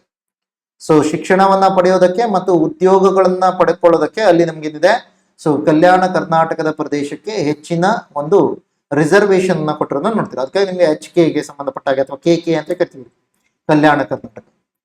ಸೊ ಅಗೇನ್ ಇಲ್ಲೇನಾಗ್ಬೋದು, ಮಾನ್ಯ ರಾಷ್ಟ್ರಪತಿಗಳ ಆದೇಶದ ಆಧಾರದ ಮೇಲೆ ರಾಜ್ಯಪಾಲರು ಯಾವುದೇ ವಿಶೇಷ ಜವಾಬ್ದಾರಿಯನ್ನ ವಹಿಸಬಹುದು. ಕಲ್ಯಾಣ ಕರ್ನಾಟಕ ಪ್ರದೇಶಕ್ಕೆ ಒಂದು ಪ್ರತ್ಯೇಕ ಅಭಿವೃದ್ಧಿ ಮಂಡಳಿಯನ್ನ ಸ್ಥಾಪನೆ ಮಾಡೋದಕ್ಕೆ ಹೇಳ್ತಾರೆ. ಸೊ ಅದರ ಜೊತೆಯಲ್ಲಿ ರಾಜ್ಯದ ಒಟ್ಟಾರೆ ಅಗತ್ಯತೆಗಳಿಗೆ ಅನುಗುಣವಾಗಿ ಕಲ್ಯಾಣ ಕರ್ನಾಟಕ ಪ್ರದೇಶದ ಅಭಿವೃದ್ಧಿ ವೆಚ್ಚದ ಅನುದಾನವನ್ನ ನ್ಯಾಯಸಮ್ಮತವಾಗಿ ಹಂಚೋದಾಗಿರ್ಬೋದು, ಅಥವಾ ರಾಜ್ಯದ ಒಟ್ಟಾರೆ ಬೇಡಿಕೆಗಳ ಅನ್ವಯ ಸದರಿ ಪ್ರದೇಶದ ಜನರಿಗೆ ಸಾರ್ವಜನಿಕ ಉದ್ಯೋಗ, ಶಿಕ್ಷಣ ಮತ್ತು ವೃತ್ತಿಪರ ತರಬೇತಿಯ ವಿಷಯಗಳಲ್ಲಿ ಅವಕಾಶಗಳನ್ನ ಅಥವಾ ರಿಸರ್ವೇಶನ್ಗಳನ್ನ ಒದಗಿಸುವಂಥದ್ದು. ಸೊ ಇವೆಲ್ಲವುಗಳನ್ನ ನೀವಿಲ್ಲಿ ನೋಡ್ಬೋದು. ಸೊ ಇದು 371J ಆರ್ಟಿಕಲ್ 371J ಒಳಗಡೆ ನೋಡ್ತೀವಿ. ಸೊ ಇದರಲ್ಲಿ ನೀವು ನಡೀತಿರೋದು ಯಾವುದಕ್ಕೆ, ಶಿಕ್ಷಣ ಮತ್ತು ಸಾರ್ವಜನಿಕ ಉದ್ಯೋಗ ಕ್ಷೇತ್ರಗಳಲ್ಲಿ ಮಾತ್ರ ಮೀಸಲಾತಿಯನ್ನ ಕೊಡ್ತೀವಿ, ಬೇರೆದ್ರಲ್ಲಿ ಇಲ್ಲ. ಇದು 2ರಲ್ಲಿ ಮಾತ್ರ ಇರೋದನ್ನು ನೋಡ್ತೀವಿ. ಸೊ ಇದನ್ನ ನೀವು. ಸೊ ನೆಕ್ಸ್ಟ್, ಆರ್ಥಿಕ ಮತ್ತು ಸಾಂಖ್ಯಿಕ ನಿರ್ದೇಶನಾಲಯ ಏನ್ ಮಾಡುತ್ತೆ, ಬೇರೆ ಬೇರೆ ರೀತಿಯಲ್ಲಿ ಕರ್ನಾಟಕಕ್ಕೆ ಸಂಬಂಧಪಟ್ಟಂತ ಒಂದಿಷ್ಟು ಮುನ್ನೋಟಗಳನ್ನ, ಅಂಕಿಅಂಶಗಳ ಒಂದು ಇದನ್ನ ಬಿಡುಗಡೆ ಮಾಡುತ್ತೆ. ಕರ್ನಾಟಕ ರಾಜ್ಯದಲ್ಲಿ ಎಲ್ಲಾ ರೀತಿಯ ಅಂಕಿಅಂಶಗಳನ್ನ ಈ ತರ ಕಲೆಕ್ಟ್ ಮಾಡೋದು, ಅವುಗಳನ್ನ ಒಂದು ರಿಪೋರ್ಟ್ ಮಾಡೋದು, ಇವೆಲ್ಲದಕ್ಕೆ ಸಂಬಂಧಪಟ್ಟ ಹಾಗೆ ನೋಡಲ್ ಏಜೆನ್ಸಿಯಾಗಿ ಆರ್ಥಿಕ ಮತ್ತು ಸಾಂಖ್ಯಿಕ ನಿರ್ದೇಶನಾಲಯ ಕೆಲಸ ಮಾಡುತ್ತೆ. ಸೊ ಇವು ತರುವಂತ ಕೆಲವೊಂದು ರಿಪೋರ್ಟ್ ಗಳನ್ನ ನೋಡಿ, ಕರ್ನಾಟಕ ಅಂಕಿಅಂಶಗಳ ನೋಟ, ಜಿಲ್ಲಾ ಅಂಕಿಅಂಶಗಳ ನೋಟ, ಈ ತರದೆಲ್ಲ ತರ್ತೀವಿ. ಕರ್ನಾಟಕದ ಅಂಕಿಅಂಶಗಳ ನೋಟ ನಿಮ್ಗೆ ಬಹಳ ಇಂಪಾರ್ಟೆಂಟ್ ಆಗುತ್ತೆ. ನಂತರ ಅದನ್ನ ಟೇಬಲ್ ನಲ್ಲಿ ಕೊಟ್ಟಿದ್ದೀನಿ, ಅದನ್ನ ಒಂದ್ಸಲ ನೋಡ್ಬೇಕು. ಇನ್ನು ಈ ಜನ್ಮ ತಂತ್ರಾಂಶ ಅಂತ ಹೇಳಿದ್ರೆ ಅದು ಏನು, ಜನನ ಮತ್ತು ಮರಣದ ನೋಂದಣಿಯನ್ನ ಇಲೆಕ್ಟ್ರಾನಿಕಲಿ ಅಂದ್ರೆ ಸೊ ಅದನ್ನ ಡಿಜಿಟಲ್ ರೂಪದಲ್ಲಿ ಮಾಡುವಂತ ಪ್ರಯತ್ನವನ್ನ ಮಾಡ್ತೀವಿ, ಈ ಜನ್ಮ ತಂತ್ರಾಂಶ ಅಂತ ಕೇಳಿ. ಸೊ ಇನ್ನು ಸರ್ಕಾರ ಏನೇನು ಕಾರ್ಯಕ್ರಮಗಳನ್ನು ತರುತ್ತೋ ಆ ಕಾರ್ಯಕ್ರಮಗಳನ್ನು ಕೂಡ, ಯೋಜನೆಗಳು ಏನ್ ತಂದಿದೆಯಲ್ಲ ಅದನ್ನ ಮೌಲ್ಯಮಾಪನ ಮಾಡೋದಕ್ಕೆ ಟ್ರೈ ಮಾಡ್ತೀವಿ. ಸೊ ಈ ರೀತಿ ಮೌಲ್ಯಮಾಪನ ಮಾಡ್ಬೇಕಾದ್ರೆ ಏನ್ ಮಾಡ್ತೀವಿ, ಯಾವ್ದಾದ್ರು ಒಂದು ಈ ತರದ ಪರ್ಟಿಕ್ಯುಲರ್ ಆದಂತ ಯೋಜನೆ ತಂದಿದ್ವಿ, ಅದಕ್ಕೆ 1 ಕೋಟಿಗಿಂತ ಹೆಚ್ಚು ರೂಪಾಯಿಯನ್ನ ವಿನಿಯೋಗ ಮಾಡಿದ್ವಿ ಅಂತಂದ್ರೆ ಅದನ್ನ ನಾವೇನ್ ಮಾಡ್ಬೇಕು, ಕನಿಷ್ಠ ಒಮ್ಮೆ ಆದ್ರೂ ಕೂಡ ಅದನ್ನ ಮೌಲ್ಯಮಾಪನ ಮಾಡ್ಬೇಕು ಅಂತ ಹೇಳಿ. 1 ಕೋಟಿಗಿಂತ ಹೆಚ್ಚು ದುಡ್ಡನ್ನ ಆ ಯೋಜನೆಗೆ ಸಲುವಾಗಿಟ್ರೆ ಆ ಯೋಜನೆಯನ್ನ ಕನಿಷ್ಠ 1 ಸಲ ಆದ್ರೂ ಮೌಲ್ಯಮಾಪನ ಮಾಡ್ಬೇಕು, ಇವ್ಯಾಲ್ಯೂಯೇಷನ್ ಮಾಡ್ಬೇಕು. ಇನ್ನು ಯಾವ್ದಾದ್ರು ಒಂದು ಇಲಾಖೆ ಅಡಿಯಲ್ಲಿ ಒಂದಿಷ್ಟು ಯೋಜನೆಗಳಿದಾವೆ ಅಂತಂದ್ರೆ ಆ ಯೋಜನೆಗಳು ಎಷ್ಟು ದುಡ್ಡನ್ನು ನೀವು ಯೋಜನೆಗಳಿಗಾಗಿ ಇಟ್ಟಿದ್ದೀರೋ ಅದರ 1% ನೀವೇನ್ ಮಾಡ್ಬೇಕಾಗತ್ತೆ, ಅದನ್ನ ಮೌಲ್ಯಮಾಪನಕ್ಕಾಗಿ ಇಡಬೇಕಾಗುತ್ತೆ. ಫಾರ್ ಎಕ್ಸಾಂಪಲ್ 100 ಕೋಟಿ ಯಾವುದೋ ಒಂದು ಪರ್ಟಿಕ್ಯುಲರ್ ಆದಂತ ಸ್ಕೀಮ್ಗೆ ಕೊಟ್ಟಿದ್ದೀರಾ ಅಂತಂದ್ರೆ ಅದ್ರಲ್ಲಿ ಏನ್ ಮಾಡ್ಬೇಕಾಗತ್ತೆ, 1 ಕೋಟಿಯನ್ನ ಆ ಸ್ಕೀಮ್ ಕೆಲಸ ಹೇಗ್ ಮಾಡ್ತಿದೆ ಅದರ ಇವ್ಯಾಲ್ಯೂಯೇಷನ್ಗೆ, ಅದರ ಮೌಲ್ಯಮಾಪನಕ್ಕಾಗಿ ಇಡಬೇಕಾಗುತ್ತೆ. ಸೊ ಅದಲ್ಲದೆ ಮೌಲ್ಯಮಾಪನ ಫಲಿತಾಂಶಗಳನ್ನ ಕಾರ್ಯಕ್ರಮದ ವಿನ್ಯಾಸ ಮತ್ತು ವಿತರಣೆಯನ್ನ ಸುಧಾರಿಸೋದಕ್ಕೋಸ್ಕರ ಕೂಡ ಬಳಸಬಹುದು. ಫಾರ್ ಎಕ್ಸಾಂಪಲ್ ಒಂದು ಯೋಜನೆ ಇದೆ, ಈಗ ಆ ಯೋಜನೆಗೆ ಸಂಬಂಧಪಟ್ಟ ಹಾಗೆ ಒಂದಿಷ್ಟು ದತ್ತಾಂಶಗಳು ಸಿಕ್ಕಿದೆ, ಅದನ್ನ ನೀವು ಅರ್ಥ ಮಾಡ್ಕೊತೀರಾ, ಅನಲೈಸ್ ಮಾಡ್ತೀರಾ. ಈಗ ಮೌಲ್ಯಮಾಪನ ಮಾಡಿದಂತ ರಿಸಲ್ಟ್ ಅನ್ನ ಯೂಸ್ ಮಾಡ್ಕೊಂಡು ಆ ಯೋಜನೆಯಲ್ಲಿ ನೀವೇನ್ ಮಾಡ್ಬೋದು, ಬದಲಾವಣೆಗಳನ್ನ ಮಾಡ್ಬೋದು. ಅಥವಾ ಒಂದು ಕಾರ್ಯಕ್ರಮವನ್ನ ಯೋಜನೆಯ ನಂತರ ಮುಂದುವರಿಸೋದಕ್ಕೆ, ಸೊ ಒಂದು ಯೋಜನೆ ಮುಗಿಯುತ್ತೆ, ಅದರ ನಂತರದಲ್ಲಿ ಕೂಡ ಅದನ್ನ ಮತ್ತೆ ನೀವು ಮುಂದುವರಿಸಬೇಕು ಅಂತ ಅನ್ಕೋತಿರಂದ್ರೆ ಆವಾಗ ಮೌಲ್ಯಮಾಪನವನ್ನ ಮಾಡಿಕೊಂಡು ಅದರಿಂದ ಸಮರ್ಥನೆಯನ್ನು ತಗೋಬೇಕು, ಯಾಕೆ ಅದನ್ನ ನಾವು ಕಂಟಿನ್ಯೂ ಮಾಡ್ತಿದ್ವಿ ಅಂತ. ಸೊ ಇದೆಲ್ಲವನ್ನ ಮೌಲ್ಯಮಾಪನ ಅಂತ ಕೇಳ್ತೀರ. ಇವೆಲ್ಲ ಏನ್ ಮಾಡ್ತಿದ್ವಿ, ಕರ್ನಾಟಕ ಸರ್ಕಾರ ಏನೇನು ಕಾರ್ಯಕ್ರಮಗಳನ್ನ ಯೋಜನೆಗಳನ್ನ ತರುತ್ತೋ ಅವುಗಳನ್ನ ಮೌಲ್ಯಮಾಪನ ಮಾಡುವಂತ ಪ್ರಯತ್ನ. ಸೊ ನೆಕ್ಸ್ಟ್, ಸುಸ್ಥಿರ ಅಭಿವೃದ್ಧಿಗೆ ಸಂಬಂಧಪಟ್ಟ ಹಾಗೆ ನಮ್ಗೆ ಹಿಂದೆ SDG ಗೋಲ್ಸ್ ಅಂತ ಹೇಳ್ಕೊಂಡು, SDG ಗೋಲ್ಸ್ 2030ರಲ್ಲಿ ನಾವು ಎಷ್ಟನ್ನ ಅಚೀವ್ ಮಾಡ್ಬೇಕು ಅಂತ ಹೇಳಿದೆ, ಬೇರೆ ಬೇರೆ 17 ಗೋಲ್ಸ್ಗಳು ಇರೋದನ್ನ ನೋಡ್ತೀವಿ. ಅವುಗಳಿಗೆ ಸಂಬಂಧಪಟ್ಟ ಹಾಗೆ ಅದನ್ನ ಅಚೀವ್ ಮಾಡೋದಕ್ಕೆ ಕರ್ನಾಟಕ ಸರ್ಕಾರಕ್ಕೆ ಹೆಲ್ಪ್ ಮಾಡುವ ರೀತಿಯಲ್ಲಿ ಒಂದು ಪರ್ಟಿಕ್ಯುಲರ್ ಆದಂತ ಕೇಂದ್ರವನ್ನ ಸ್ಟಾರ್ಟ್ ಮಾಡಿದ್ವಿ. ಅದೇನು, ಸುಸ್ಥಿರ ಅಭಿವೃದ್ಧಿ ಗುರಿಗಳು ಸಮನ್ವಯ ಕೇಂದ್ರ ಅಂತ ಕರಿತೀವಿ. ಸೊ ಅದರಲ್ಲಿ ಏನಿದೆ, ಸುಸ್ಥಿರ ಅಭಿವೃದ್ಧಿ ಗುರಿಗಳು ಏನೇನಿದೆ, ಅದಕ್ಕೆ ಸಂಬಂಧಪಟ್ಟ ಹಾಗೆ ದುಡ್ಡನ್ನ ಹೇಗೆ ನಾವು ಸಂಪನ್ಮೂಲಗಳನ್ನ ಕ್ರೋಢೀಕರಣ ಮಾಡಬೇಕು, ಇವೆಲ್ಲವುಗಳ ಬಗ್ಗೆ ಅದು ಒಂದಿಷ್ಟು ಏನ್ ಮಾಡುತ್ತೆ, ಸೊ ಕೆಲಸಗಳನ್ನ ಮಾಡುತ್ತೆ. ಅದೇ ರೀತಿಯಲ್ಲಿ ಸಂಪನ್ಮೂಲ ಕ್ರೋಢೀಕರಣ ಮತ್ತೆ CSR ಅಂದ್ರೆ ಏನು, ಕಾರ್ಪೊರೇಟ್ ಸೋಷಿಯಲ್ ರೆಸ್ಪಾನ್ಸಿಬಿಲಿಟಿ. ಸೊ ಈ ತರದೆಲ್ಲ ಸೊ ಹಣವನ್ನ ಅಥವಾ ಸಂಪನ್ಮೂಲಗಳನ್ನ ಕ್ರೋಢೀಕರಿಸುವಂತ ಪ್ರಯತ್ನವನ್ನ ಕೂಡ ಮಾಡ್ತೀವಿ. ಸೊ ಅದರ ಜೊತೆಯಲ್ಲಿ ನೀವೇನ್ ನೋಡ್ತೀರಾ, ಇಲ್ಲಿ ರೀಸೆಂಟ್ ಆಗಿ ನಾವೇನ್ ಮಾಡ್ತೀವಿ, UNDP SDGCC ಅನ್ನುವಂತ ಒಂದು ಪರ್ಟಿಕ್ಯುಲರ್ ಅಂತ ಸಮಾವೇಶವನ್ನ, ಶಿಕ್ಷಣಕ್ಕಾಗಿ CSR ಸಮಾವೇಶವನ್ನ 2023 ಮಾಡಿದ್ವಿ. ಆವಾಗ ನಮ್ಗೆ ಏನಾಗುತ್ತೆ, ಸೊ ಆವಾಗ ಮುಖ್ಯಮಂತ್ರಿ ಅವರು ಅದರ ಅಧ್ಯಕ್ಷತೆಯನ್ನು ವಹಿಸಿದ್ರು. ಸೊ ಅದರ ಜೊತೆಯಲ್ಲಿ ಇನ್ನಿತರರು ಅದಕ್ಕೆ ಸೊ ಉಪಸ್ಥಿತರಿರೋದನ್ನು ಕೂಡ ನೋಡ್ತೀವಿ. ಹಾಗೆ ನೀವು ಇದು ಇಂಗ್ಲಿಷ್ ಇಂದ ಕನ್ನಡಕ್ಕೆ ಇವರು ಟ್ರಾನ್ಸ್ಲೇಟ್ ಮಾಡಿರೋದ್ರಿಂದ ಏನಾಗ್ತದೆ, ಅಧ್ಯಕ್ಷತೆಯನ್ನು ಗೌರವಾನ್ವಿತ ಮುಖ್ಯಮಂತ್ರಿ ಶ್ರೀ ಮಾನ್ಯ ಉಪಮುಖ್ಯಮಂತ್ರಿ ಅಂತ ಹೇಳಿ ಬಂದ್ಬಿಟ್ಟಿದೆ. ಅದು ಏನಾಗ್ಬಿಟ್ಟಿದೆ, ಆಕ್ಚುಲಿ ಇಲ್ಲಿ ಸಿದ್ದರಾಮಯ್ಯ ಇಲ್ಲ ಬರಬೇಕು, ನಂತರದಲ್ಲಿ DK ಶಿವಕುಮಾರ್ ಅವ್ರದ್ದು ಉಪಮುಖ್ಯಮಂತ್ರಿ ಅವರು ಅದರ ಉಪಸ್ಥಿತಿ ಇತ್ತು ಅಂತ ಹೇಳ್ಬೇಕು. ಸಿದ್ದರಾಮಯ್ಯ ಅವರು ಅದರ ಅಧ್ಯಕ್ಷತೆಯನ್ನ ವಹಿಸಿದ್ರು ಅಂತ ಹೇಳ್ಬೇಕು. ಸೊ ಇದು ಸಂಪನ್ಮೂಲ ಕ್ರೋಢೀಕರಣ ಮತ್ತೆ CSR ಗೆ ಸಂಬಂಧಪಟ್ಟ. ಇನ್ನು ಇವನ್ ನಾವೇನ್ ಹೇಳ್ತೀವಿ, ಸುಸ್ಥಿರ ಅಭಿವೃದ್ಧಿ ಗುರಿಗಳನ್ನು ನಾವು ಅಚೀವ್ ಮಾಡ್ಬೇಕು ಅಂದ್ರೆ ಇವನ್ ನಮ್ಗೆ ಏನ್ ಬೇಕಾಗುತ್ತೆ, ಯುವಕರು ಕೂಡ ಹೆಚ್ಚಾಗಿ ಭಾಗವಹಿಸಬೇಕು ಅಂತ ಹೇಳಿ. ಈಗ ಸದ್ಯದಲ್ಲಿ ಯುವಕರ ಭಾಗವಹಿಸುವಿಕೆ ಸ್ವಲ್ಪ ಕಡಿಮೆ ಇರೋದ್ರಿಂದಾಗಿ ಅದಕ್ಕಾಗಿ ನಾವೇನ್ ಮಾಡ್ತೀವಿ, ಸೊ ಯುವಕರ ಭಾಗವಹಿಸುವಿಕೆ ಏನಿಲ್ಲ ಅದು ಕೂಡ ಜಾಸ್ತಿ ಆಗ್ಬೇಕು ಅಂತ ಹೇಳ್ತೀವಿ. ಸೊ ಇದು ಸುಸ್ಥಿರ ಅಭಿವೃದ್ಧಿಗಳಿಗೆ ಸಂಬಂಧಪಟ್ಟ. ಇನ್ನು ಕೆಲವೊಂದು ರಕ್ತಹೀನತೆ ಅಂತದ್ದು, ಅನಿಮಿಯಾದಿಂದ ಮುಕ್ತವಾದಂತ ಕರ್ನಾಟಕವನ್ನ ಗುರುತಿಸೋದಕ್ಕೋಸ್ಕರ ಅದರಲ್ಲಿ ಕೂಡ ಮಹಿಳೆಯರು ಮತ್ತೆ ಮಕ್ಕಳಲ್ಲಿ ಅಪೌಷ್ಟಿಕತೆಯನ್ನ ಆದಷ್ಟು ಕಡಿಮೆ ಮಾಡೋದು, ಮಾಡೋದಕ್ಕೆ ಪೌಷ್ಟಿಕತೆಯನ್ನ ಹೆಚ್ಚು ಮಾಡೋದಕ್ಕೆ. ಸೊ ಅಲ್ಲಿಯೂ ಕೂಡ ನಾವೇನ್ ಮಾಡ್ತೀವಿ, ಬಹಳಷ್ಟು ಯೋಜನೆಗಳನ್ನ ತಂದಿರೋದನ್ನ ನೋಡ್ತೀವಿ. ಸೊ ಇನ್ನು ಕರ್ನಾಟಕದ ಅಂಕಿಅಂಶಗಳ ನೋಟ ಅಂತಂದಾಗ ಈ ತರ ನಿಮ್ಗೆ ಈ ಟೇಬಲ್ ಕಾಣುತ್ತೆ. ಇದರಲ್ಲಿ ನಿಮ್ಗೆ ಏನಿರುತ್ತೆ, ಕರ್ನಾಟಕದ ಭೌಗೋಳಿಕ ವಿಸ್ತೀರ್ಣ ಎಷ್ಟು, ಕಂದಾಯದ ವಿಭಾಗಗಳು ಎಷ್ಟಿದೆ, ಜಿಲ್ಲೆ ಎಷ್ಟಿದೆ, ತಾಲೂಕುಗಳು ಎಷ್ಟಿದೆ, ಜನವಸತಿ ಇರುವಂತ ಗ್ರಾಮಗಳು, ಜನವಸತಿ ಇಲ್ಲದಿರುವಂತ ಗ್ರಾಮಗಳು, ಪಟ್ಟಣಗಳು, ಇವೆಲ್ಲದರ ಬಗ್ಗೆ ನಿಮ್ಗೆ ಮಾಹಿತಿ ಇದೆ. ಸೊ ಇವನ್ ಜನಸಂಖ್ಯೆ ಇದು ಕೂಡ. ಸೊ ಇದರಲ್ಲಿ ನೀವೇನ ನೋಡ್ಬೇಕು, 2011 ಮಾಹಿತಿಯನ್ನು ನೋಡಬೇಕು. ಸೊ 2011 ನಮ್ದೇನು ಜನಗಣತಿ ಇಲ್ಲ, ಅದರ ಆಧಾರದ ಮೇಲೆ ಇರುವಂತ ಮಾಹಿತಿಗಳನ್ನ ನೀವು ಈ ಟೇಬಲ್ ನಲ್ಲಿ ನೋಡ್ಬೇಕು. ಸೊ ಇವು ಪೂರ್ತಿ ಟೇಬಲ್ ಅನ್ನ ಒಂದ್ಸಲ ನೋಡೋದಕ್ಕೆ ಆಗ್ಬೇಕು. ಸೊ ಇವಿಷ್ಟು ನಮ್ಗೆ 12ನೇ ಚಾಪ್ಟರ್ ನಲ್ಲಿ ಏನೇನು ಇಂಪಾರ್ಟೆಂಟ್. ಸೊ ಅಗೇನ್ ನಾನು ಮತ್ತೆ ಹೇಳ್ತೀನಿ ನೋಡಿ, ಈಗ ನಾನು ಹೇಳಿರೋದ್ರಲ್ಲಿ ಎಲ್ಲವನ್ನ ಹೇಳಿದೀನಿ ಅಂತ ಹೇಳೋದಕ್ಕಾಗಲ್ಲ. ಸೊ ಇದು ಏನು ಅಂತ ಕೇಳಿದಾಗ, ಎಕನಾಮಿಕ್ ಸರ್ವೆ ಈಸಿ ಇದೆ, ನೀವು ಓದಬಹುದು ಅಂತೇಳಿ ಅರ್ಥ ಮಾಡಿಸ್ಕೋದಕ್ಕೋಸ್ಕರ. ಯಾಕಂದ್ರೆ ಫ್ಯಾಕ್ಚುಯಲ್ ಡೀಟೇಲ್ಸ್ ಎಲ್ಲವನ್ನ ಹೇಳಿರೋದಕ್ಕೆ ಆಗಲ್ಲ. ಅದಕ್ಕಾಗಿ ನೀವೇನ್ ಮಾಡ್ಬೇಕು, ನೀವು ಇದನ್ನ ಓದಿದ ನಂತರ, ಇದನ್ನ ನೋಡಿದ ನಂತರ, ವಿಡಿಯೋ ನೋಡಿದ ನಂತರ, ಓಕೆ ಅದನ್ನ ನಾನು ಓದೋದಕ್ಕೆ ಆಗತ್ತೆ ಯಾಕಂದ್ರೆ ಸಿಂಪಲ್ ಇದೆ ಅನ್ನೋದನ್ನ ಅರ್ಥ ಮಾಡ್ಕೊಂಡು ಆವಾಗ ನೀವೇನ್ ಮಾಡ್ಬೇಕು, ಅದರಲ್ಲಿ ಫ್ಯಾಕ್ಟ್ಸ್ ಗಳನ್ನ ಕಲೆಕ್ಟ್ ಮಾಡ್ಬೇಕು. ಅದನ್ನ ನೀವು ಓದ್ಬೇಕಾಗತ್ತೆ, ಒರಿಜಿನಲ್ ಡಾಕ್ಯುಮೆಂಟ್ ಅನ್ನ ನೀವು ಓದ್ಬೇಕಾಗತ್ತೆ. ಓಕೆ, ಸೊ ಅದಕ್ಕಾಗಿ ಆದಷ್ಟು ಟ್ರೈ ಮಾಡಿ. ಧನ್ಯವಾದಗಳು ಜಾಯ್ನ್ ಆಗಿದ್ದಕ್ಕೆ. ಮತ್ತೆ ಸಿಗೋಣ ನೆಕ್ಸ್ಟ್ ವಿಡಿಯೋದಲ್ಲಿ. ಅಲ್ಲಿ ತನಕ ಎಲ್ಲರೂ ಕೂಡ ಆರಾಮಾಗಿರಿ. Take care, bye and see you.